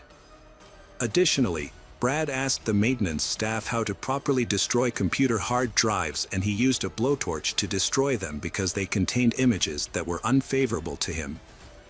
Then he threw the rest in the trash. Later that day, Brad bought gas at a convenience store and put it in his truck. That evening, he asked Vashti if he could spend the night at home to say goodbye to his children and promised to leave the next morning. However, he also tries to persuade Vashti to reconsider the divorce and becomes increasingly threatening when she refuses to change her mind. Vashti and Brad had a disagreement that evening, which resulted in Vashti going to bed exhausted around 3:15 a.m. Meanwhile, Brad entered the bedroom with a gun and shot Vashti in the neck. A neighbor who was awake and watching TV thought she heard gunshots but felt it wasn't concerning enough. Brad then staged his suicide by placing the gun next to Vashti's body. He poured gasoline into the hallway and upstairs bedroom and took Vashti's phone to call himself, creating an alibi. After getting his children, Brendan and Bronson, to a safe location, Brad started a fire. The fire spread quickly, engulfing the main room and igniting the remaining cartridges in the gun. At 3:45 a.m., neighbors were startled awake by the fire. Shortly thereafter, at around 7 a.m., Brad called 911, reporting that his wife had taken her own life. When emergency responders arrived, the first floor of the house was on fire and Brad was waiting in the car with his children. A police officer asked if anyone was still in the house, and Brad said that only his wife was there. He fabricated a story that Vashti had shot herself out of depression, and before doing that, she asked him to take the children to a safe place. Brad claimed he tried to save Vashti but was unable to do so because of the intense smoke and fire. When firefighters finally extinguished the blaze, they discovered Vashti's body on the bed in the master bedroom. An important detail attracted the attention of investigators. A .44 caliber revolver was found below Vashti's body, the barrel pointed toward her feet, and a 5-gallon gasoline barrel lay middle of the bed. 2 days later, investigators found Vashti's diary in her car, which contained a handwritten note and a suicide note. Forensic examination revealed that Vashti died instantly from a gunshot wound to the head and also suffered gunshot wounds to the torso and thighs. However, blood and lung tests showed no signs of smoke or carbon monoxide inhalation, which is typically present in the body of a person killed in a fire. The extent of the burns on Vashti's body made it impossible to determine whether her death was a murder or suicide. Police discovered some inconsistencies in Brad's story. It is worth noting that there was no dirt, blood, or wound on his body. Additionally, the position of the gun with the barrel pointing downward raises suspicions that this was not a suicide. Special Agent David Fetty of the Kansas Bureau of Investigation questioned how the gun came to be under the body. He pointed out that if Vashti shot herself while lying down, the gun would fall to the floor. If she sat up, the gun would still be on the right side of the bed. Furthermore, the trajectory of the bullet does not support the theory that Vashti shot himself behind the right ear. David decides to investigate further when some details don't seem to add up. Police found documents explaining how to make a murder look like a suicide. While analyzing Vashti's diary entry, they noticed her handwriting did not match her other entries. Forensic scientist Dennis McFarr concluded that the note had been tampered with. Witnesses also reported seeing Brad destroy a computer hard drive the day before. A neighbor who heard the fatal gunshot testified that the incident occurred at 3:15 a.m., 45 minutes before Brad called 911. This information confirms David's suspicions that something is wrong. Police arrested Brad on May 13, 2011 and charged him with first-degree premeditated murder and 2 other counts related to putting his sons, Brendan and Bronson, in danger. During interrogation, Brad claimed that Vashti felt insecure and depressed because of their troubled marriage and his threats to take the children away. Brad also claimed that after filing for divorce, Vashti was overcome with depression and remorse, so she set a fire and shot herself. However, the police did not believe his story. The trial began on June 10, 2013. Deputy Attorney General Amy Haley shared her account of the events with the jury, emphasizing that no one was more aware than the police of the devastation of fire and its destructive ability to erase evidence. Regarding the projector, the defendant claimed that he only used this device for practical training to guide students. A forensic examiner testified about a forged letter and the destruction of a hard drive. The defendant claimed that he destroyed the hard drive to protect personal information, not to hide anything. The defendant's attorney, Roger Falk, argued that Vashti had suffered from depression since high school, a condition that had worsened after taking some kind of sedative. Brad's brother testified in court, corroborating his brother's account that Vashti had been depressed and sad for weeks before her death. In contrast, therapist Can reported that although Vashti was initially depressed due to marital circumstances, it was not a clinical mental health problem. The therapist said Vashti has been very worried about her future lately. Vashti's brother also recounting the emotional turmoil Vashti's children had endured as a result of their parents' circumstances. The prosecution portrayed Brad as a manipulative person who used his police powers to distort the truth. Yet the defense repeatedly argued that Vashti's death was a suicide and pointed out that even the medical examiner could not determine the cause of her death. Brad testified in his own defense, describing himself as a loving husband and devoted father who was saddened by his wife's desire for a divorce. Kingman County Judge Larry Solomon was accused by Brad that the judge had an incentive to rule against him to win a nomination to the Kansas Supreme Court. However, the jury ultimately found Brad guilty of premeditated murder. Judge Solomon sentenced Brad to life in prison with the possibility of parole after 25 years and an additional 6 years for other crimes. Brad will not be eligible for parole until he has served more than 31 years. In handing down the sentence, the judge took into account Brad's not guilty plea, his dishonest attempt to avoid responsibility, and his lack of remorse. Hello friends, welcome to our channel. Today we're going to take a look at another horrible case with you, the case of Antonia Barra. Antonia Barra was born on December 3, 1999, in Temuco, Chile, to a wealthy family. She was the youngest of 5 children, with 2 older brothers, Sebastian and Ignacio, and 2 sisters, Catalina and Carla.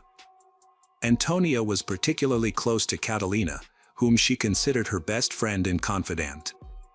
Her parents valued education and encouraged their children to pursue their interests, including sports and music.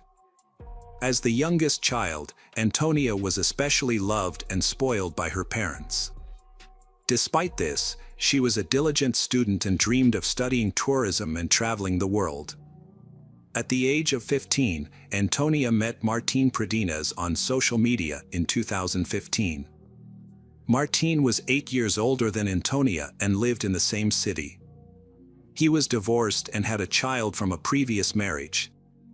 Little is known about Martin's early life, except that he was born in February 1992 in Temuco to Ivan Pronis and Paula Dare. When Martin was 20, he got a girl from his school pregnant, and to avoid scandal and punishment, he married her. However, the marriage ended shortly after the birth of their child. Martin and Antonia were acquaintances who knew each other from socializing with young people on social networks between 2015 and 2017. However, their relationship remained purely platonic. After Antonia graduated from high school and enrolled in university, she relocated to a different city, and they lost touch. At university, Antonia focused on her studies in the travel industry, formed new friendships, and explored new hobbies. Martine was no longer on her mind. During her breaks from university, Antonia would return to her hometown but primarily stayed in touch with her family, including her parents and siblings. During her time at university, Antonia developed a close bond with a fellow student named Consuela Herb, and they became nearly inseparable. She also started a romantic relationship with a student named Rodrigo Aguad, which lasted for approximately a year. However, they got into a dispute at the beginning of the new semester in September 2019 and decided to take a break from each other. Antonio had recently gone through a breakup and was feeling down. Luckily, the Chilean national holiday was just around the corner, offering a long weekend and a chance to take her mind off things. She and her best friend decided to attend an electronic music festival in the charming town of Pucón. They carpooled with 3 classmates, using Consuela's car. As it happened, close friends of Antonio's family owned a summer house in Pucón, and since the owners were out of town, they kindly offered Antonio and her friend the use of their house, even providing them with the spare key.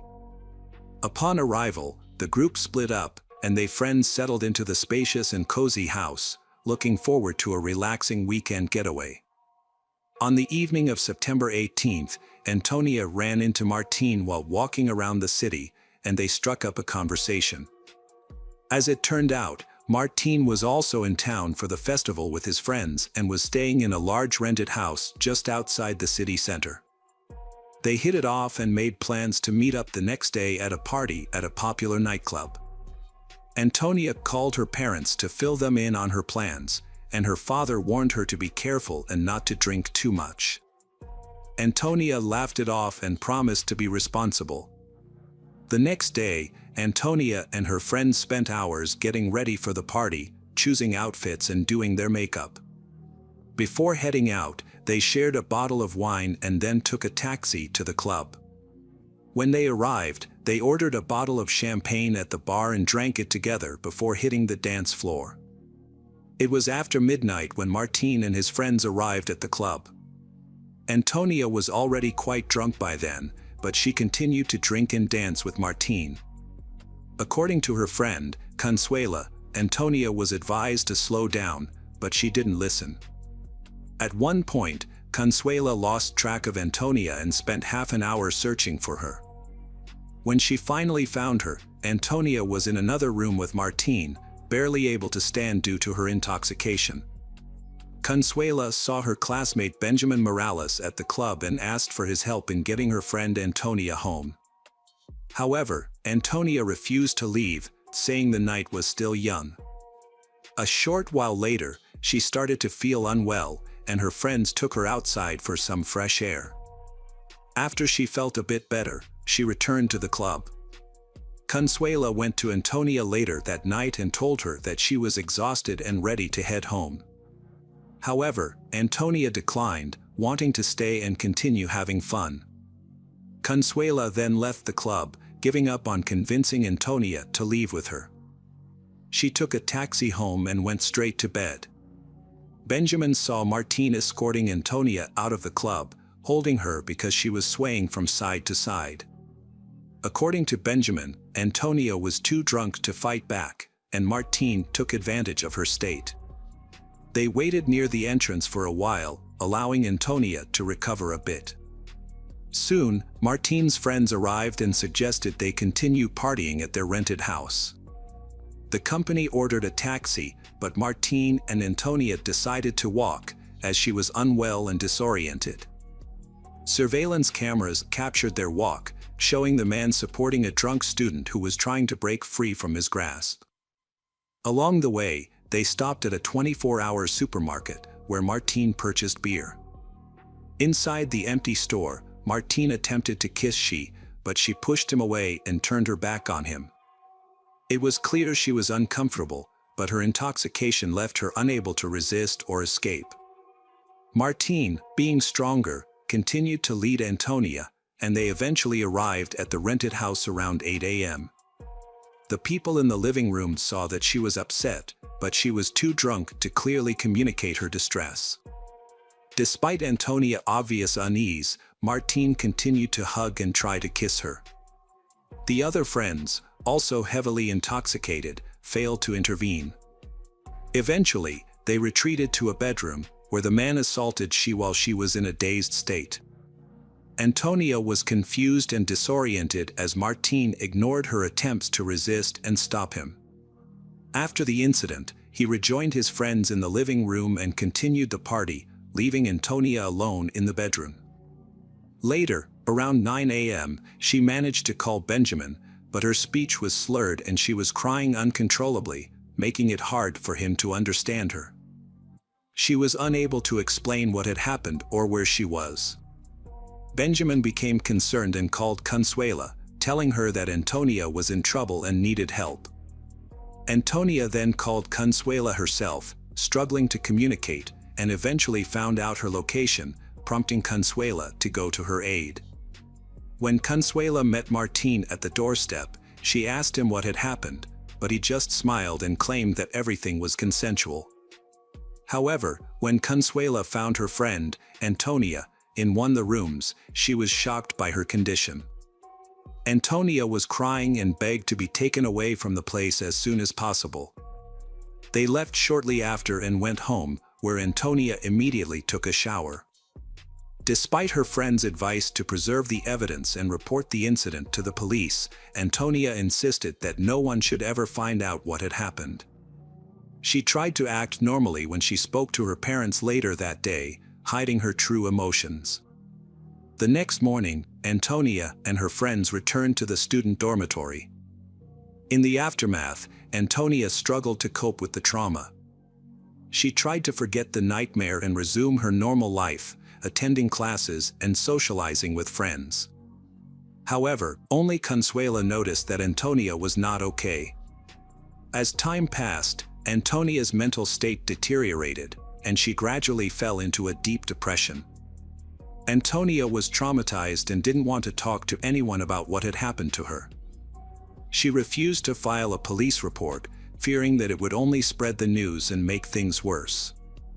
However, rumors about her began to circulate quickly. They would whisper, point, and laugh at her. One of her classmates even had the audacity to ask her about the rumors in front of everyone. However, what sent Antonia over the edge was a phone call from Rodrigo, her ex-boyfriend, with whom she still had strong feelings and had been holding on to the hope of rekindling their relationship. During the call, Rodrigo repeated all the rumors he had heard and told Antonia that he never wanted to see her again. Antonia broke down in tears, trying to defend herself and explain that the rumors were not true. But Rodrigo was unforgiving, using derogatory language to describe her and calling her promiscuous before hanging up. This conversation was devastating for Antonia, and she couldn't cope with the emotional pain. On Saturday, October 12, 2019, Antonia went to her parents' house, seeking comfort and solace with her family. Concern for Antonia's well-being grew as her relatives noticed a deep sadness in her eyes, despite her claims that everything was okay. Later that evening, she posted old childhood photos on social media, accompanied by a distressing message. The following day, after dinner with her family, Antonia retreated to her room on the third floor. Her sister Catalina checked on her about an hour later, but Antonia asked to be left alone, saying she wanted to sleep. Catalina granted her wish, turned off the light, and bid her a loving goodbye before leaving the room. 2 hours passed before their mother, Marcela, came to Antonia's room to announce that dinner was ready. After knocking on the door with no response, Marcela entered the room and initially thought Antonia was asleep. However, upon touching her hand, she was met with an unsettling stillness. Devastated, Marcela screamed for help, and the rest of the household rushed to the room. In a state of panic, they called for emergency services while attempting to revive Antonia on their own before medical professionals arrived. Antonia's situation had become hopeless, and she tragically took her own life by overdosing on sleeping pills. The investigation into her death and the first attempts to hold the perpetrator accountable began. The news shocked her family and friends, as many were unaware of the severe emotional distress Antonia had been experiencing. As Antonia's parents sought to understand what had happened to their daughter, they spoke with her friends and classmates. They were shocked by the rumors and gossip that had been circulating about Antonia. Consuela, in particular, shared everything she knew, but the parents felt that more needed to be done. They hired a top private detective to help reconstruct the events leading up to Antonia's death and gather evidence to bring the person responsible to justice. Alejandro, determined to seek justice for his daughter, used his connections to organize a press conference.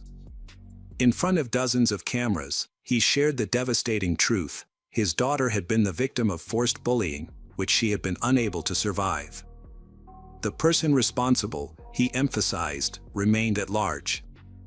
The detective reconstructed the timeline of events from that fateful night and gathered statements from several key witnesses, including Consuela, Benjamin, and a few other university students, who were willing to testify in court. With all the evidence collected, the Antonia family petitioned the court to arrest and prosecute Martín for his actions. However, the police determined that the evidence presented was insufficient to warrant taking him into custody. Martín claimed that everything that happened was consensual, although he admitted that both parties were intoxicated. Furthermore, the victim did not report the incident to the police.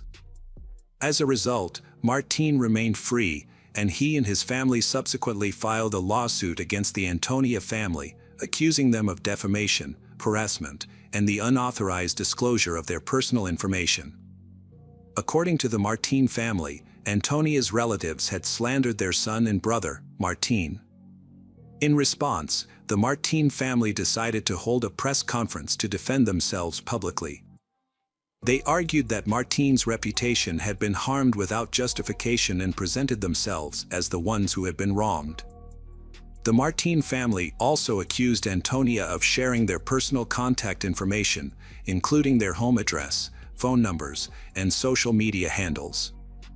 As a result, Martín and his family received daily insults and anonymous death threats. The Martín family maintained that Martín's guilt had not been proven and that everything had happened by mutual consent. They expressed their willingness to defend Martín's case in court. Surprisingly, after this statement, the police supported the Martín family, causing Antonia's relatives to stop making negative comments about them and to stop sharing personal data. This sudden change was a major blow. This unexpected turn of events was a significant setback. Despite this, Antonia's relatives continued to seek justice with the support of the public. Victims who were initially silent about their experiences began speaking out after Antonia's case gained widespread public attention. Within a month, 8 more girls came forward to the police, claiming they too had been harassed and assaulted by Martín. They had previously remained silent, fearing they would be condemned and censured. One of the victims was just 13 years old at the time of the assault. As more girls who suffered at the hands of Martín began contacting the police, he was eventually taken into custody. Martín was arrested in June 2020 and held at Temuco City Prison on suspicion of committing assaults between 2011 and 2019. However, Martín was released on his own recognizance less than a month after his lawyer intervened, and was allowed to remain free for the duration of the investigation. Furthermore, several lawsuits filed by the injured girls were rejected due to the statute of limitations having expired. There was a high likelihood that many cases would be disregarded. Out of 8 appeals, only 2 were registered by the court. The release of Martín from custody and the rejection of the victim's claims sparked widespread outrage. Protests and rallies erupted nationwide, with thousands demanding justice. In response, the prosecutor's office re-examined the case and pushed for a change in Martín's bail conditions, seeking to return him to custody. Meanwhile, the statute of limitations was lifted for all cases of violence committed by Martín. During his trial in February 2021, his social media messages were revealed, in which he boasted about his actions to friends. It was also discovered that Martin kept a collection of his victims' underwear at home, taken as trophies. This collection included items from victims who had previously reported him to the court, as well as a belonging of Antonia's. On August 26, 2021, Martin was charged with 9 counts of crimes involving sexual misconduct.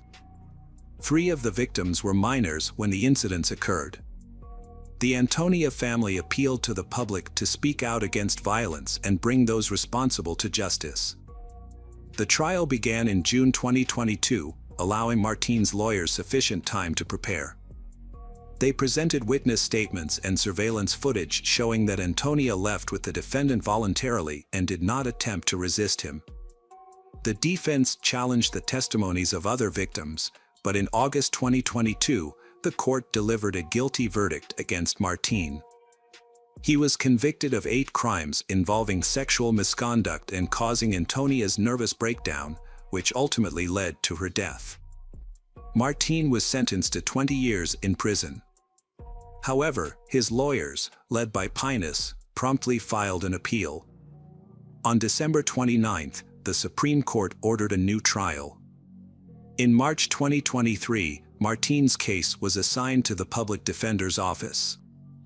During the new trial, Martin maintained his innocence, attributing the events leading to Antonia's death to the large quantity of alcohol they had consumed together. Despite this, on July 7, 2023, Martin was found guilty again. The court reduced his initial 20-year sentence to 17 years, considering the 3 years he had already spent in prison. He had only 14 years left to serve. However, Antonia's family expressed dissatisfaction with this decision in an official press release made by her father. They noted that no punishment could bring back their daughter.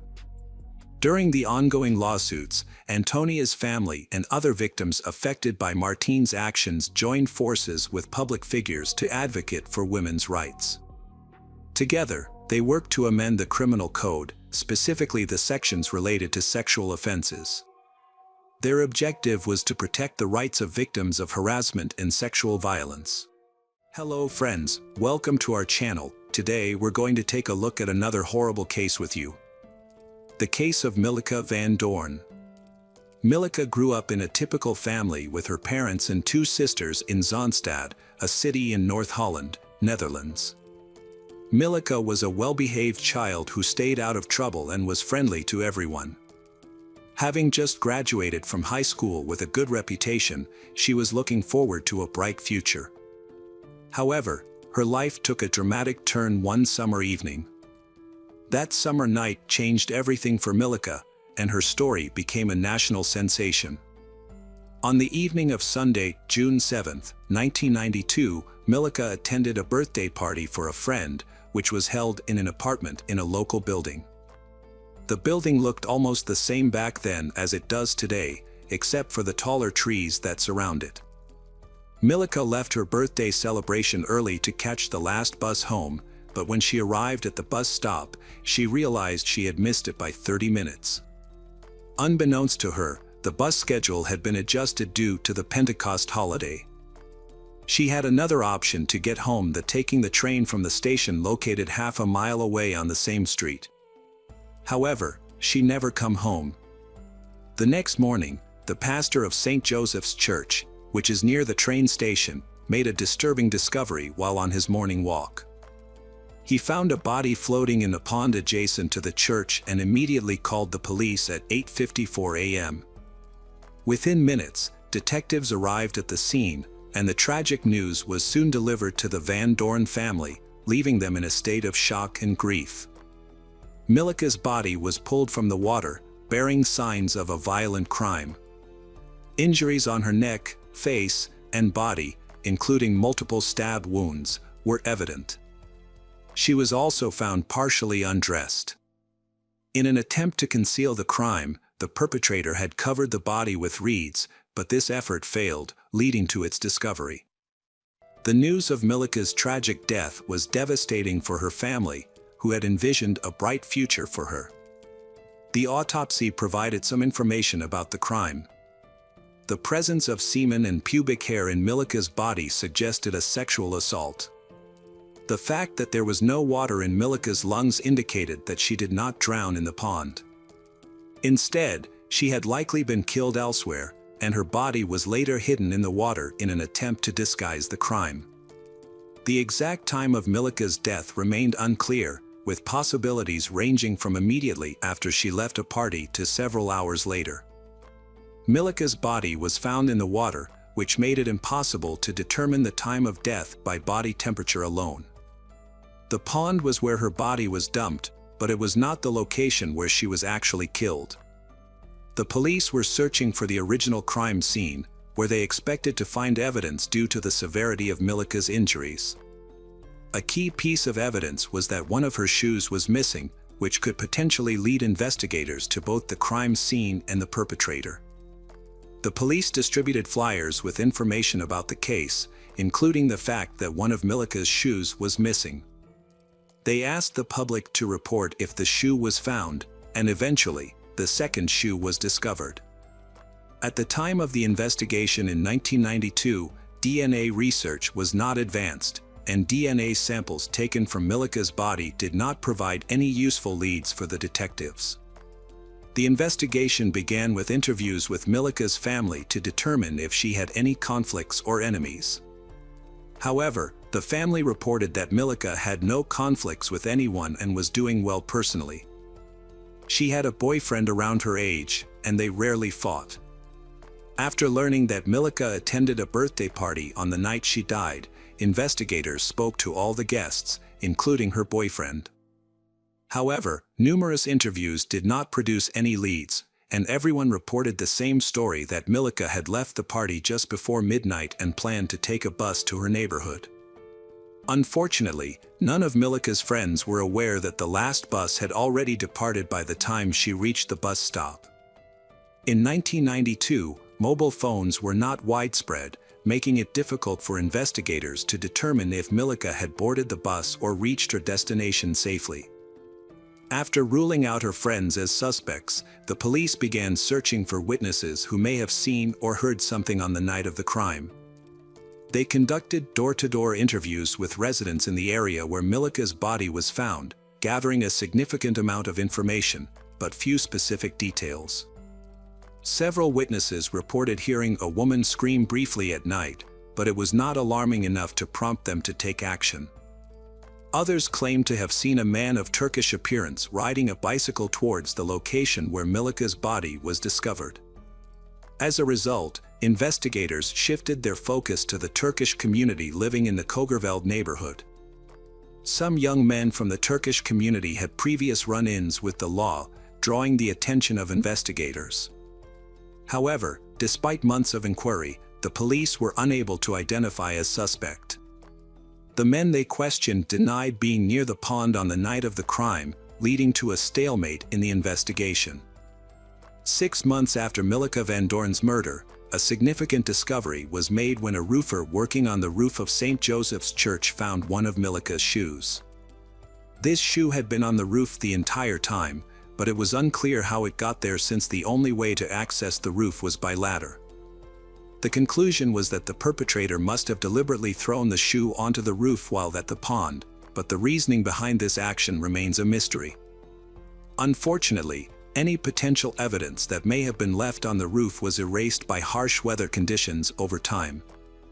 Years went by, and Milica's case remained unsolved, causing immense pain for her parents. Despite the passing of time, the police revisited Milica's case, conducting multiple interviews with local residents in an attempt to uncover new information. Additionally, the case was featured on several television programs, which led to an influx of calls from the public with potential leads. However, none of these efforts resulted in a breakthrough, and the identity of the suspect remains unknown. The authorities had the perpetrator's DNA samples on file, waiting for a breakthrough in testing technology. By analyzing these samples, forensic experts inferred that the perpetrator was likely a male of Turkish origin, residing in the Kogerveld area in 1992 and aged between 16 and 30 years at the time of the crime. To narrow down the search, nearly 200 men from the area voluntarily provided cheek swabs for DNA testing, but unfortunately, this effort did not yield a match. Almost 20 years after Milica's murder, a significant breakthrough occurred in April 2012. The Netherlands amended a law making it possible to conduct DNA kinship testing. By analyzing the autopsy results, evidence, and the perpetrator's behavior, investigators created a psychological profile of the suspect. The profile suggested that the perpetrator was a resentful and frustrated individual, angry at women in general. Milica was likely an accidental victim who happened to be in the wrong place at the wrong time. The perpetrator may have had a brief conversation with Milica before attacking her violently and threatening her. After satisfying his urges, he killed her to prevent her from identifying him. For several weeks after the crime, he kept a low profile, possibly pretending to be ill to avoid social interactions and conceal the scratches he sustained during the struggle with Milica. The police profiler described the suspect as a hot-tempered, selfish, and critical individual with few friends, poor relationships with girlfriends, and an inability to handle criticism. Based on this profile, investigators estimated that the perpetrator was between 18 and 25 years old in 1992. In April 2016, investigators reopened the case of Milica van Doorn, which had gone cold for over 20 years. A new lead emerged in June 2016, when a report was filed mentioning the names of two Turkish men who had lived in Zandvoort in 1992, around the time of Milica's death. Notably, both men had left the area shortly after the incident. The police aimed to determine if these two individuals were connected to the crime. Tracking them down proved challenging, and it took over a year to locate them in Turkey and obtain the necessary DNA samples. Finally, the DNA analysis did not yield a match with the DNA evidence found on Milica's body. In 2017, authorities used DNA typing technology to re-examine the Milica case. As a result, the police contacted 133 men of Turkish origin who lived in the area where the body was found in 1992, asking for voluntary DNA samples to compare to the crime scene DNA. The goal was to analyze the Y chromosome pattern, which is passed from father to son, to identify potential relatives of the perpetrator. The authorities assured the men that their DNA would only be used for this case and would be destroyed afterward. Most of the 133 men agreed to provide a DNA sample, only a few refused. A total of 126 men participated in the study. The police appreciated their cooperation, saying it was a testament to the community's desire for justice. After a month of analysis, the results showed that the DNA of the original perpetrator was not among the samples. However, the DNA of a man who was unknowingly related to the perpetrator was found. On Monday, December 10, 2017, the police arrested the suspect who had evaded capture for 25 years. The man, 47-year-old Hussein, had refused to submit his DNA for verification, but a clever investigation led to his downfall. Since local laws prohibit sharing suspects' personal information, his full identity and photo were not made public. A breakthrough in the case came when investigators cross-checked DNA profiles of relatives, focusing on those who, like Hussein, had refused to provide a sample. Coincidentally, Hussein's brother had willingly provided his DNA to the authorities, unaware of its potential impact on his sibling. This helped the investigators build a list of people connected to Hussein through family ties, ultimately revealing his identity as the suspect who had managed to stay hidden for nearly 2.5 decades. The police obtained a warrant to take a DNA sample from Hussein without his permission. A comparison with the DNA samples from Milica's body showed a perfect match, providing strong evidence against him. As a result, Hussein was formally charged with the crime. During his 2018 trial, Hussein claimed he was not guilty. Initially, he said he was possessed by an evil spirit and couldn't remember the attack. Later, he changed his story, saying he had a secret relationship with Milika, which is why his DNA was found on her body. He claimed he had to keep the relationship a secret because he had recently gotten married. However, the judge didn't believe Hussein's new claim for two reasons. Firstly, he only made this statement a year after his arrest, and secondly, no one could confirm that Milika and Hussein even knew each other, let alone had an intimate relationship. Milika's family testified during the trial. Milika's sister spoke directly to the suspect, saying that he had kept silent for years, hadn't cooperated with the police when they asked for a DNA test, and had continued living freely in the neighborhood. She accused him of going on to start a family and have had 4 daughters and called him a monster who had ruined Milika's life. She expressed her disgust that there were men like him who used and exploited women, treated them like trash, and then simply moved on with their lives. The other sister expressed her disappointment and frustration that Hussein had not taken responsibility for his actions or shown remorse. Instead, he had made a surprising claim of a secret relationship with the victim and complained about his own family struggles. She pointed out that Hussein's family could visit him in prison if they wished, but she could only visit her sister's grave. She hoped for justice, believing that her sister deserved it after meeting a terrible end. It was a deeply emotional day for Milika Van Doorn's family. When her father was given the opportunity to speak, he was filled with anger and said that Hussein's silence for 25 years was cowardly.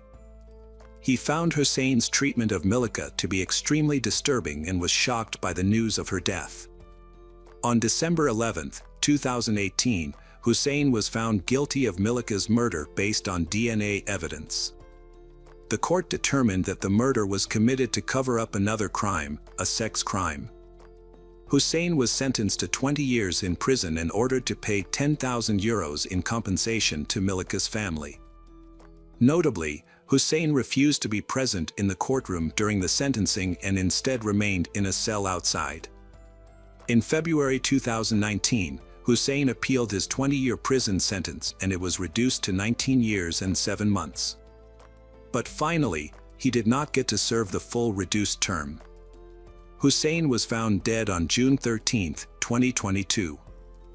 According to his lawyer, he died shortly after exercising despite receiving emergency medical treatment. The attempts to revive him were unsuccessful. Hello friends, welcome to our channel. Today we're going to take a look at another horrible case with you. The case of Jorge Cortez. Jorge Humberto Martinez Cortez was born on January 5, 1978, in Mexico City. He kept his childhood and teenage years private, only sharing that he often clashed with his mother, who cared deeply for him, and his father, who rarely intervened in their arguments. Jorge's strained family relationships likely contributed to his emotional isolation and the development of his aggressive and unstable personality. To escape his difficult home life, Jorge left at a young age and embarked on a journey across Mexico, taking on temporary jobs to support himself. He worked as a waiter in various bars in Mexico City, including those in the Rosa and Cona districts, and also relied on tips from tourists in the popular Villa Du and Cuac districts, known for their extensive infrastructure and diverse entertainment options. Jorge's life of crime began in this place. In 2010, he was arrested for theft and given a 4-year prison sentence. However, because it was his first offense, the judge decided to release him on bail. At the time, no one suspected that this decision would set free a man who would later become one of Mexico's most notorious criminals. After his release, Jorge met a girl named Adriana and fell in love. Initially, he treated her with kindness and attention, but as their relationship deepened, his behavior became increasingly violent. Adriana soon found herself a victim of his physical abuse. Exhausted by his cruelty, she decided to end the relationship, but Jorge refused to accept her decision. One night, Jorge violently attacked Adriana, dragging her down the stairs by her hair and breaking her nose. He beat her so severely that she lost consciousness. When she came to, she saw Jorge holding a lighter and threatening to kill them both if she didn't stay with him. Despite his threats, Adriana continued to resist, which further enraged Jorge. He attempted to strangle her by grabbing her neck with both hands. However, Adriana managed to break free, grabbed a hammer, and began fighting back.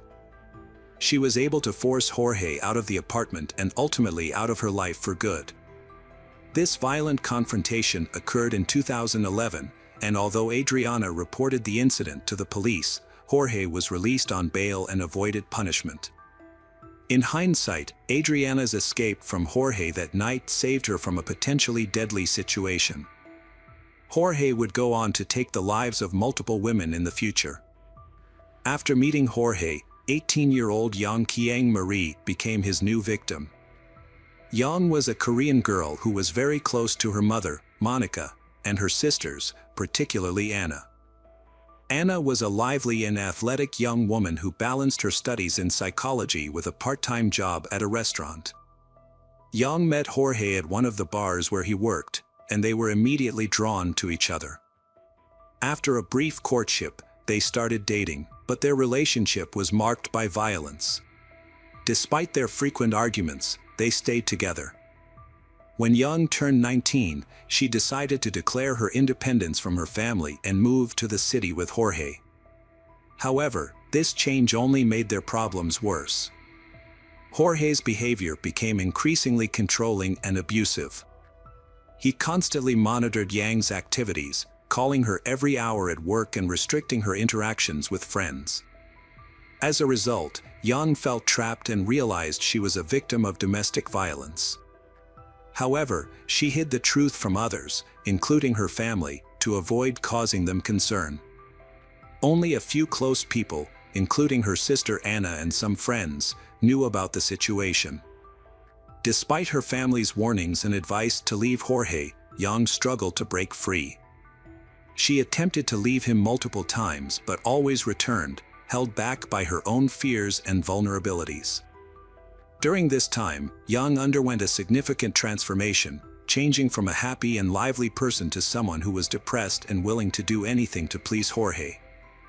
The relationship continued to deteriorate, becoming increasingly toxic and damaging to Yang's well-being. Yang's relationship with Jorge was marked by violent outbursts. On one occasion, Jorge refused to let Yang into their apartment when she came home late. On another, he locked her inside, set her clothes on fire, and chased her around the room in a fit of rage. In August 2014, their arguments escalated, and Yang decided to leave Jorge and move in with her parents. A friend encouraged her to report Jorge to the police and end the abuse. Although Yang initially agreed, she eventually returned to Jorge and they continued living together. Tragically, Yang's life was cut short. On September 21st, her body was discovered in their apartment, bearing signs of severe bruising. Jorge claimed to have found Yang hanging in the bedroom, stating that he had left her sleeping at noon the previous day, September 20th, after she had worked a shift at the bar. Jorge claimed that he returned home on the morning of September 21st to find Yang deceased. He immediately contacted the police and notified Yang's family of the tragic event. The news of Yang's death was devastating to her family, prompting Monica and Anna to rush to the scene. Upon arrival, they found police officers and forensic experts already at the apartment, carefully removing Yang's body from the bed. Jorge stated that when he saw his deceased wife, he became frantic and attempted to assist her. A police officer explained to the family that an investigation was ongoing and they needed to stay outside the house to protect potential evidence. As they watched, Yang's body, covered with a sheet, was carried out of the house. The police also informed them that the initial evidence suggested Yang's death was a suicide, a conclusion supported by the position of the body in Jorge's account, which the police believed to be truthful. However, Yang's family was skeptical and struggled to accept this explanation, finding it hard to believe that she would take her own life.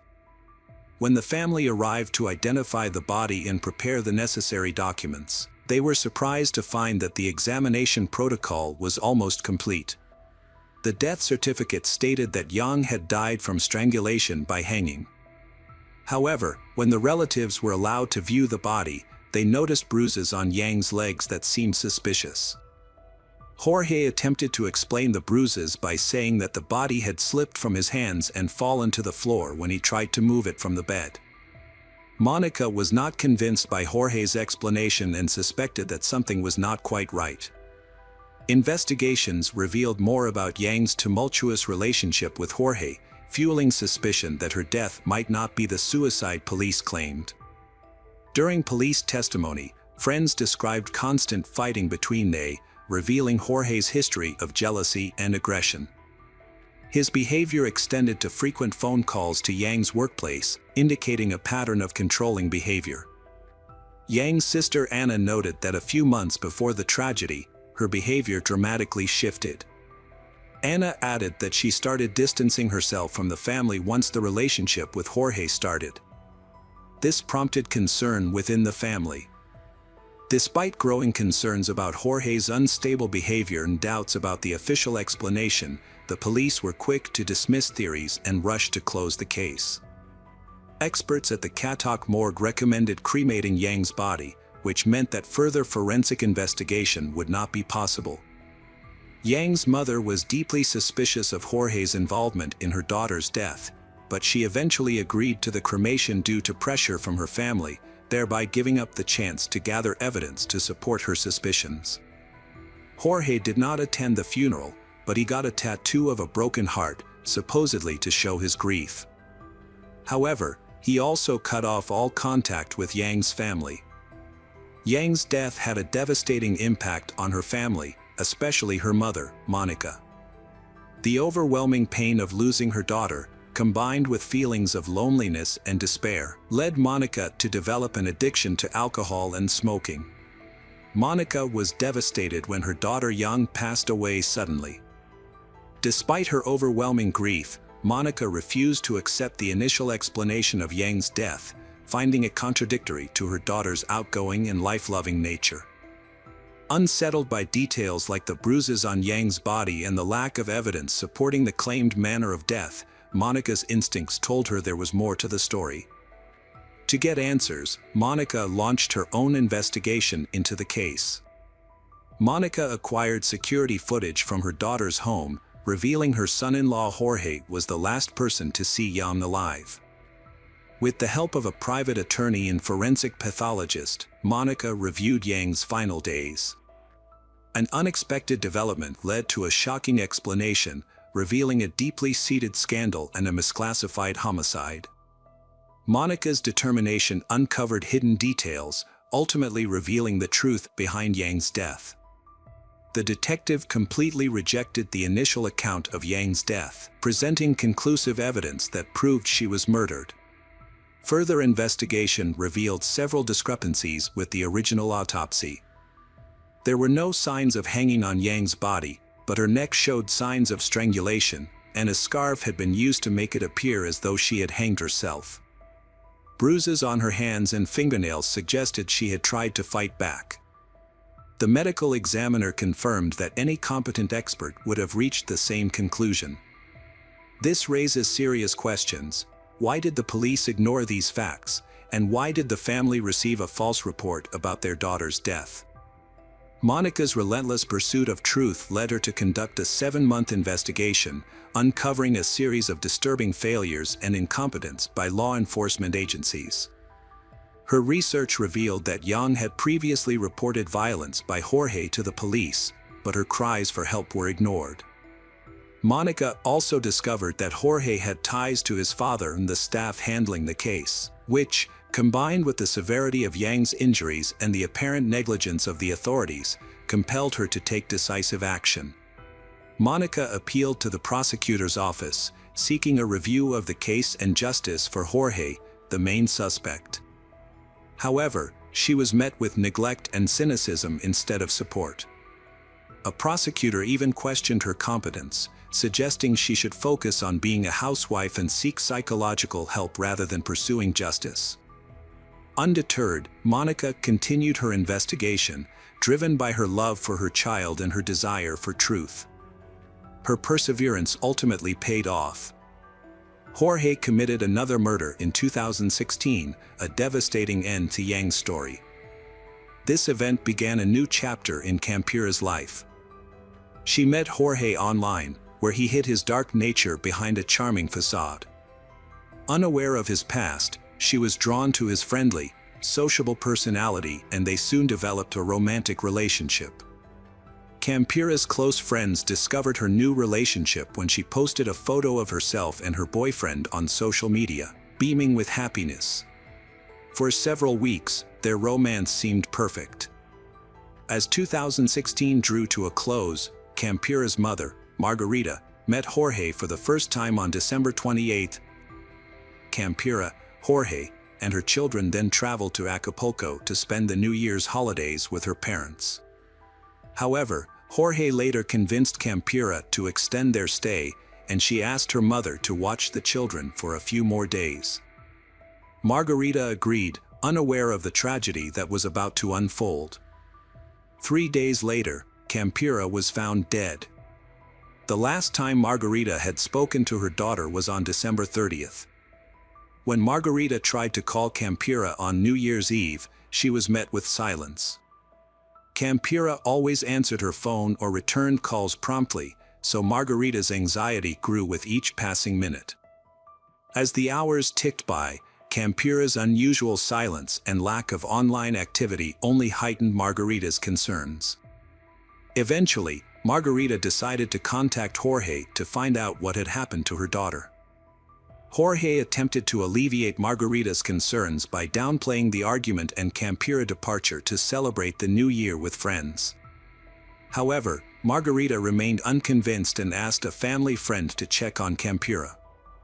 When the friend arrived at Campira's house, Jorge told him that Campira was asleep and unable to meet with him. Margarita's suspicions grew, and she sensed that Jorge was hiding something.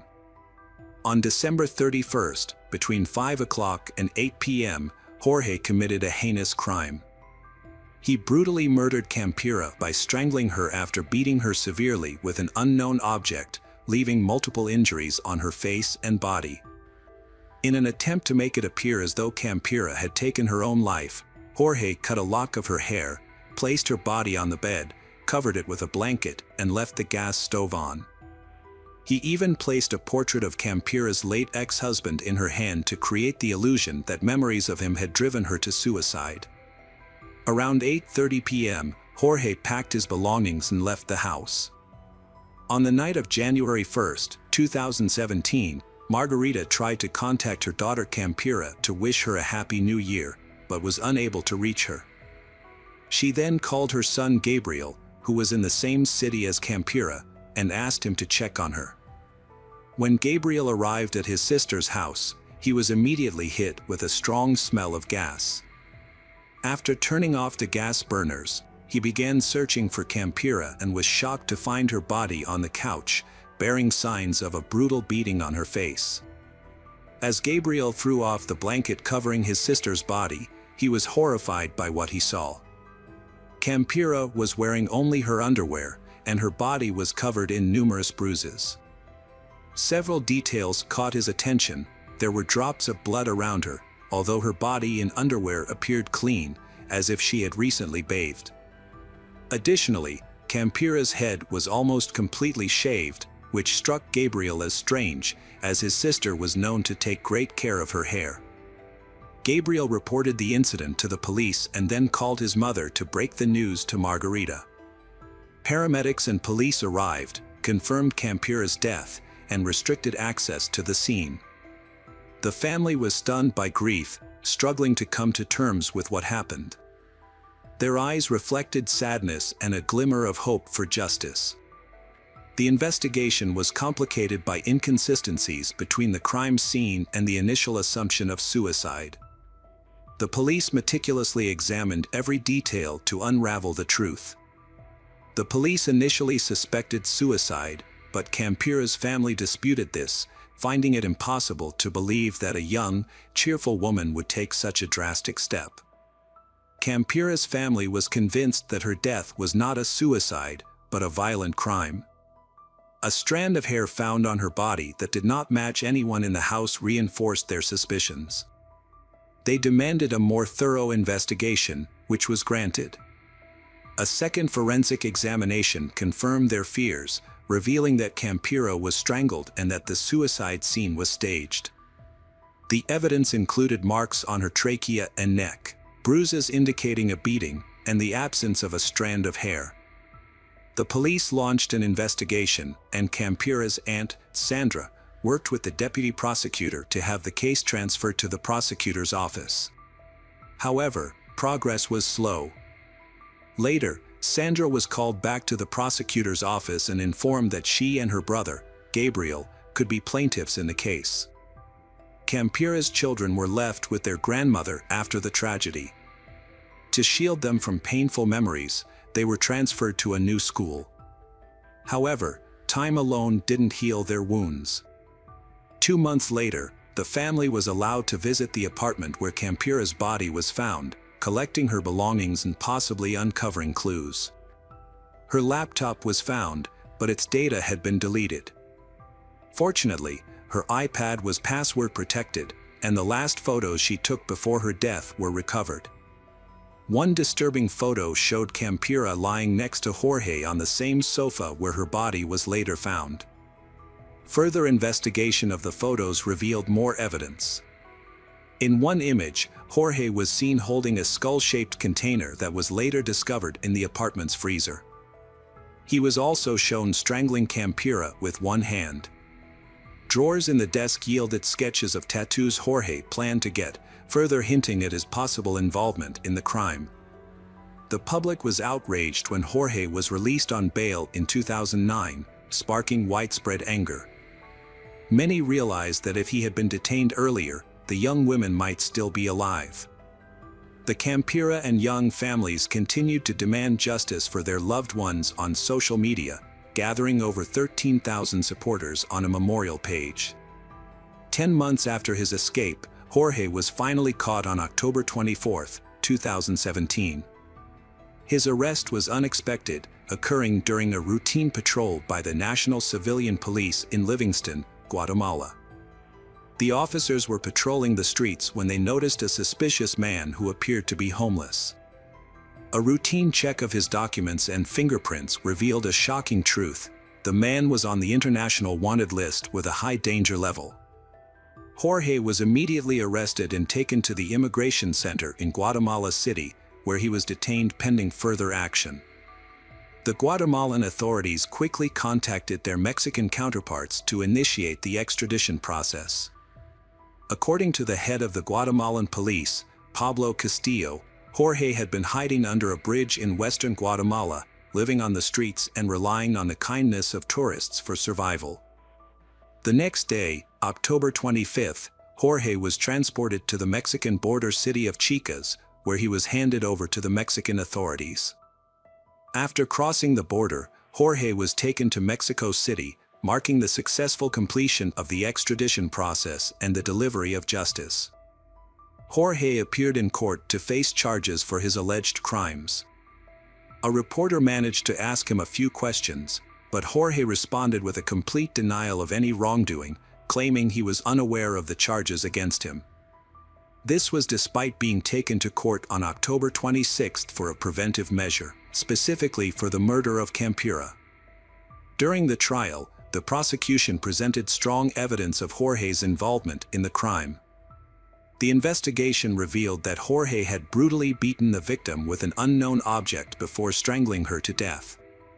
The prosecutor classified the crime as a feminicide, made worse by the fact that Jorge had a romantic relationship with the victim.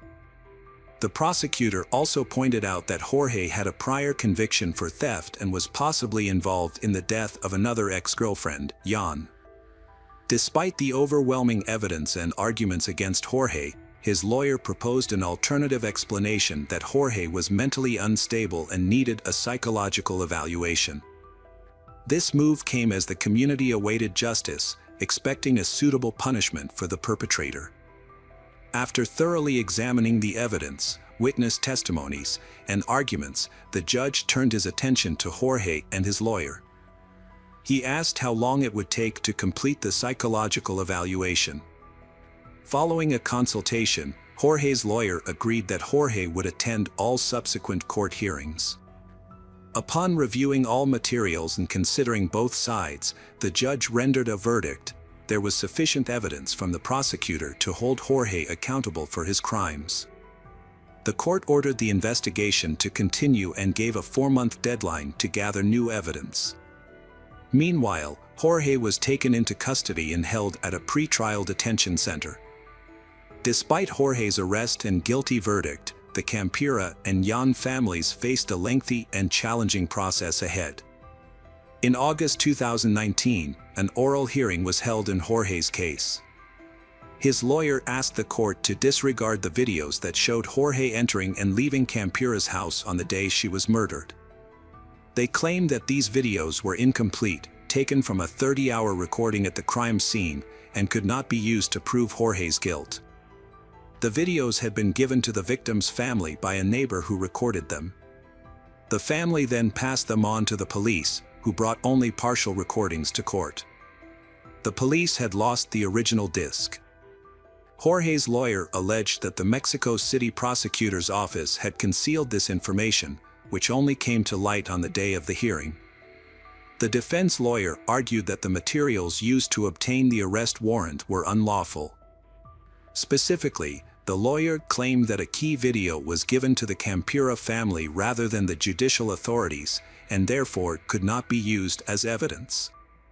Despite this, the supervisory judge rejected the defense's petition after considering the prosecution's arguments and the testimony of Campira's friends and neighbors. Additionally, the court considered 2 witness statements, but did not accept them as evidence. The case proceeded, and Jorge was allowed to appeal the decision and present the same arguments again. Meanwhile, the Young family was dealing with their own separate case.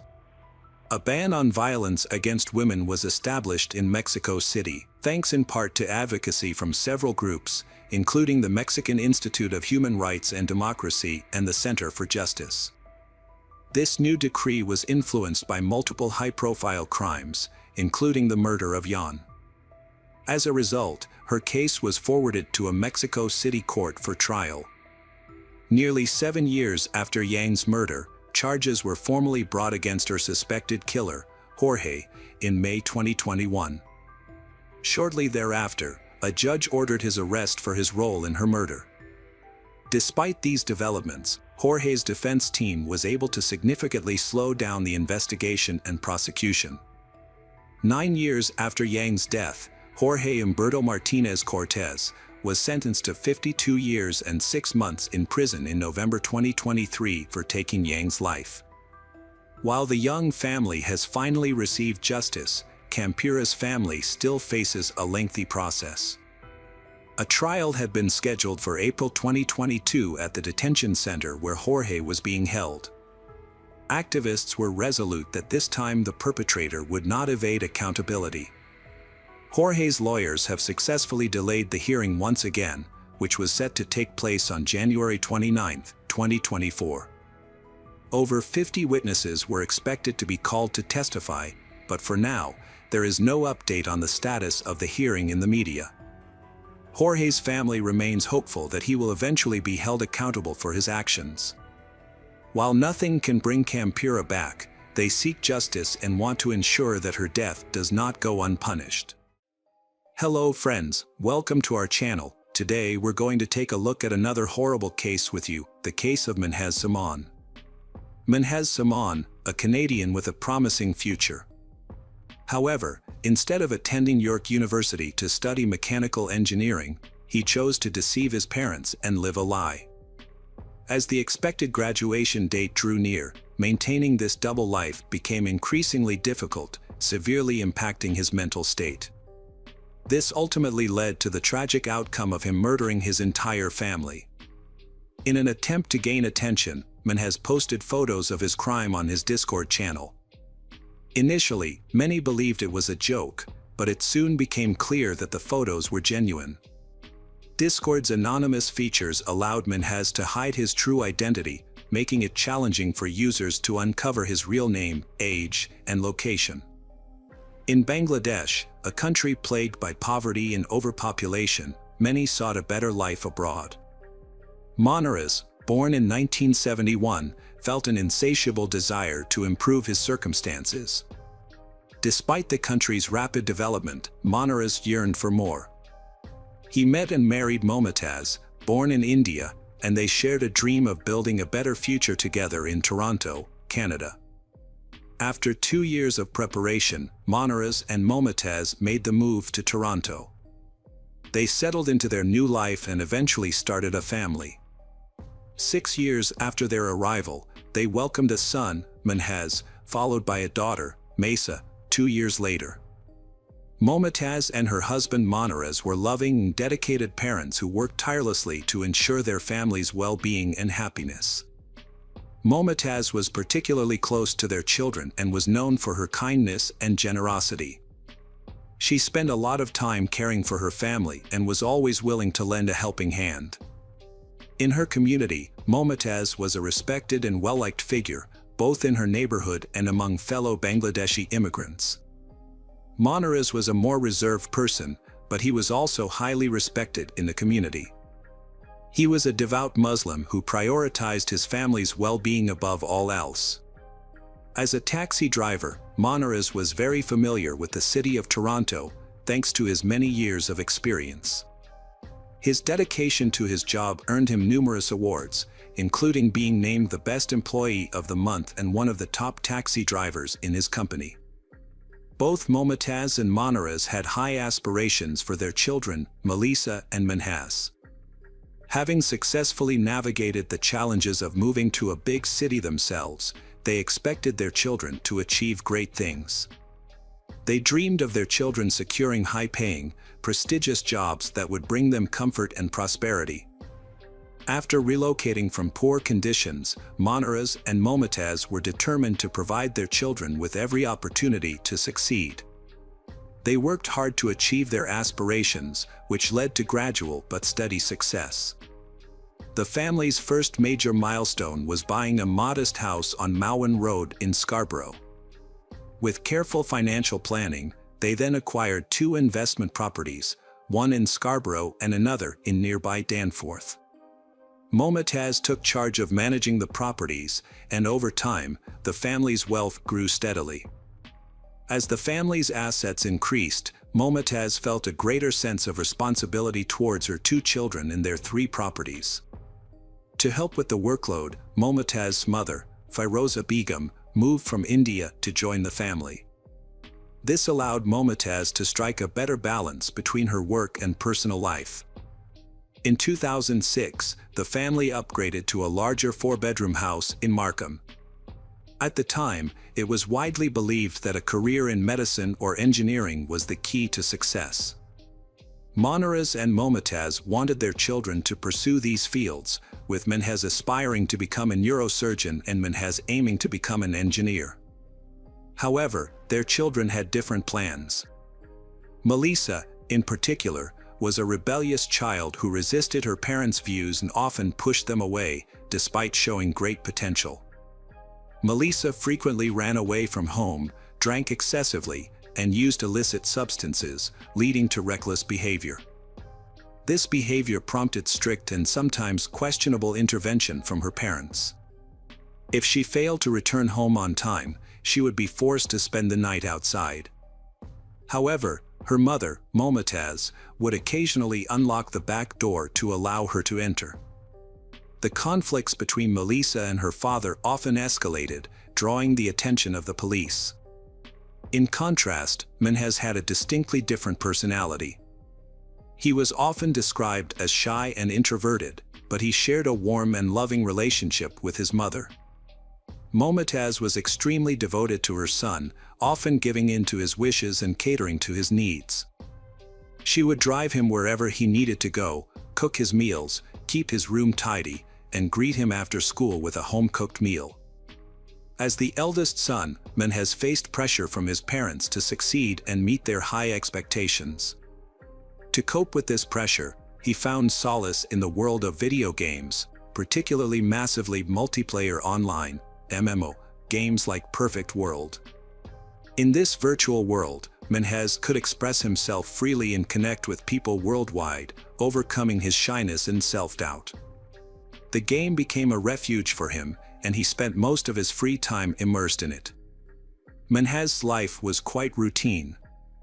Apart from accompanying his father to the mosque, he spent most of his time in his room, playing online games with his friends. However, his life took a significant turn after he graduated from high school. He thrilled his parents with the news that he had been accepted into the mechanical engineering program at York University. Initially, this achievement brought immense joy to his parents, Monaras and Momatas. However, it also intensified the pressure on Valdez, as he was now expected to excel and had no room for error. As a result, he became even more introverted and immersed himself in the online world. Valdez started playing an updated version of the Perfect World game, which involved a group of players and a set of rules. He used the social network Discord to stay in touch with his friends and fellow players. The game's atmosphere was generally friendly, and players often formed close bonds with one another. In fact, many of them remained in contact even outside of the game.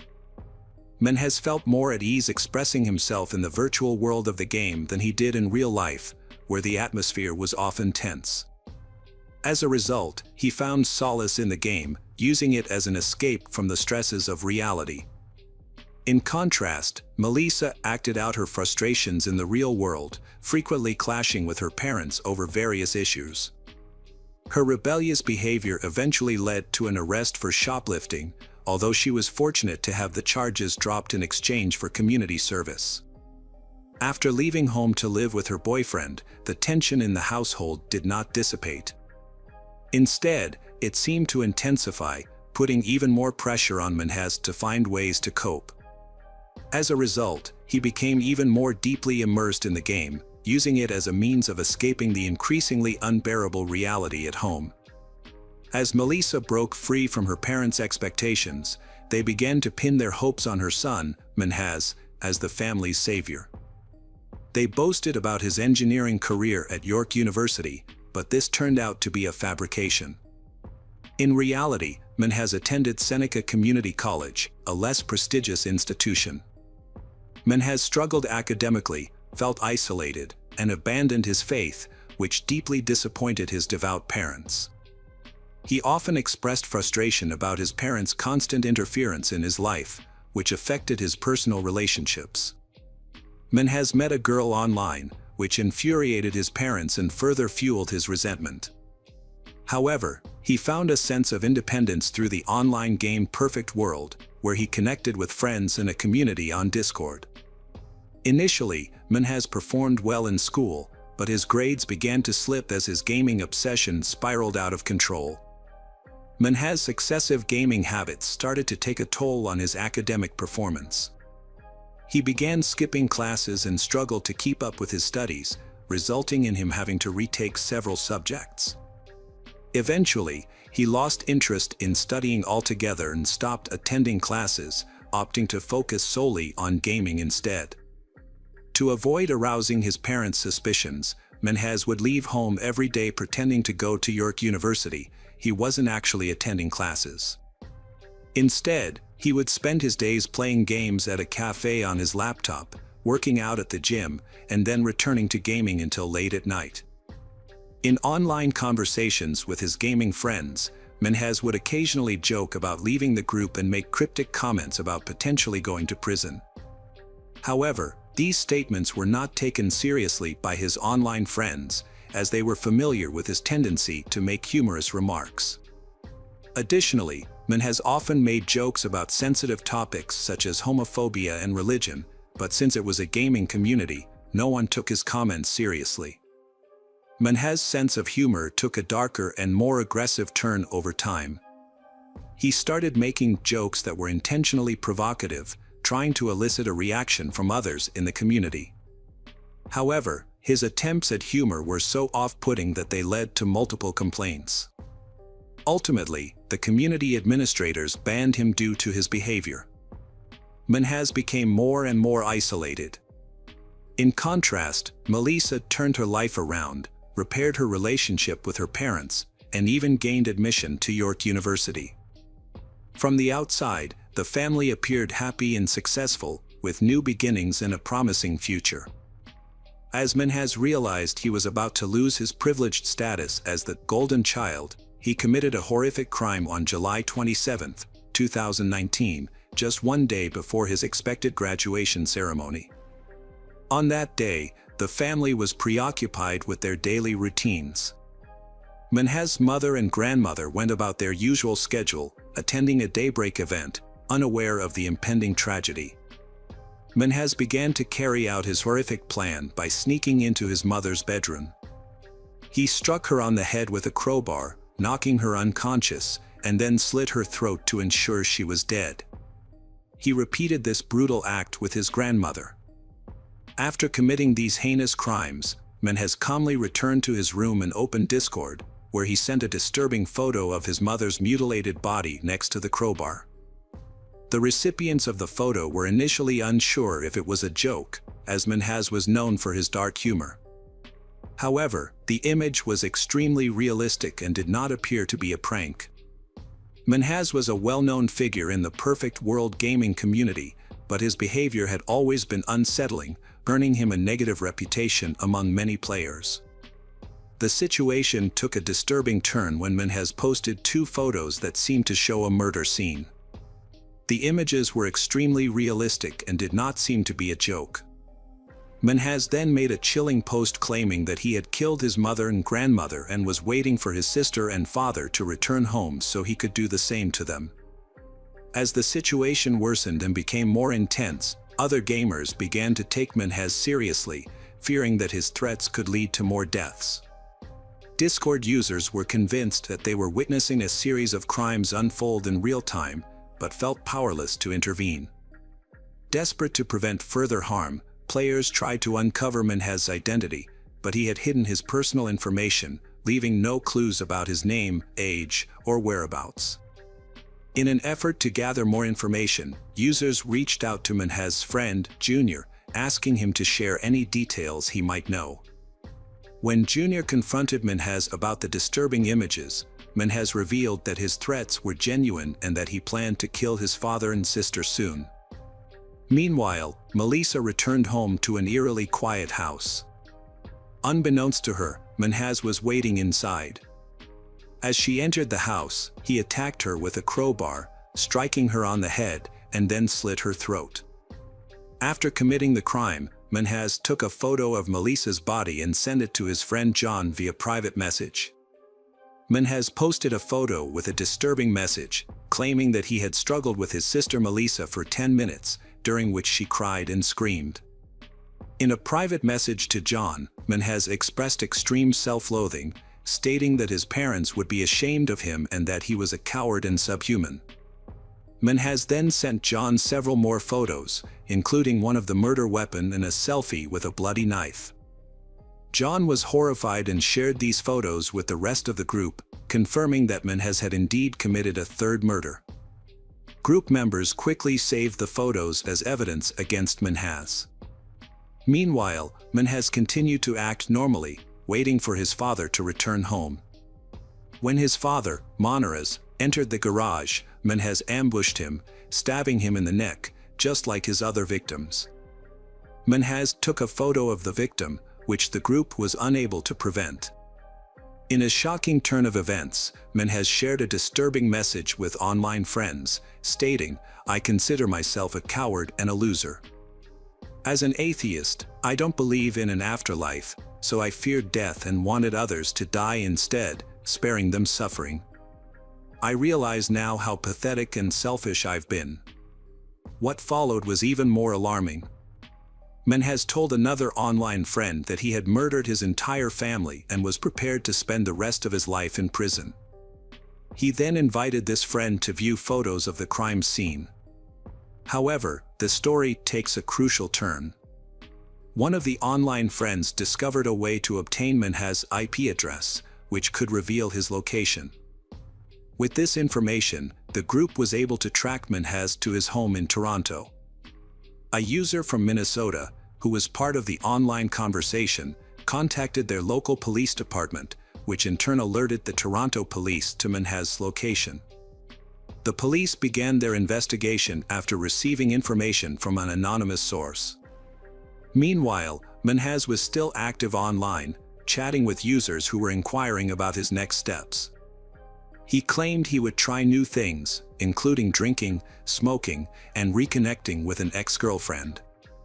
However, it was only a matter of time before the police caught up with him. They were able to track his IP address, contacted his internet service provider, and obtained his physical address. Surprisingly, Menhez did not take steps to cover his digital tracks, despite being an avid gamer and computer user. Just 12 hours after the crime, officers arrived at the Menhez residence.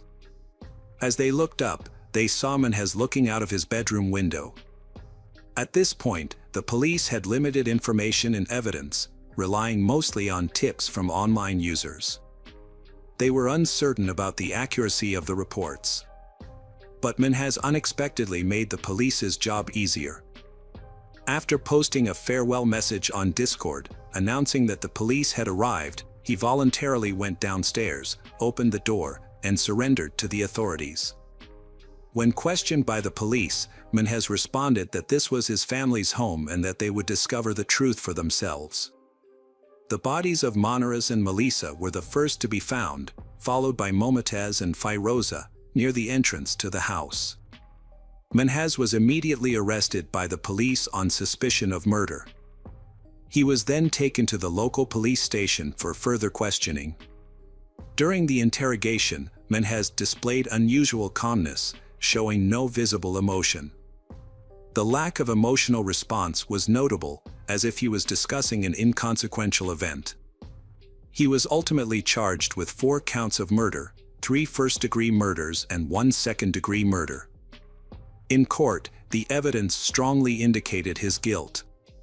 The Perfect World gaming community had preserved a record of all his online messages, which served as evidence against him, confirming his culpability to a great extent.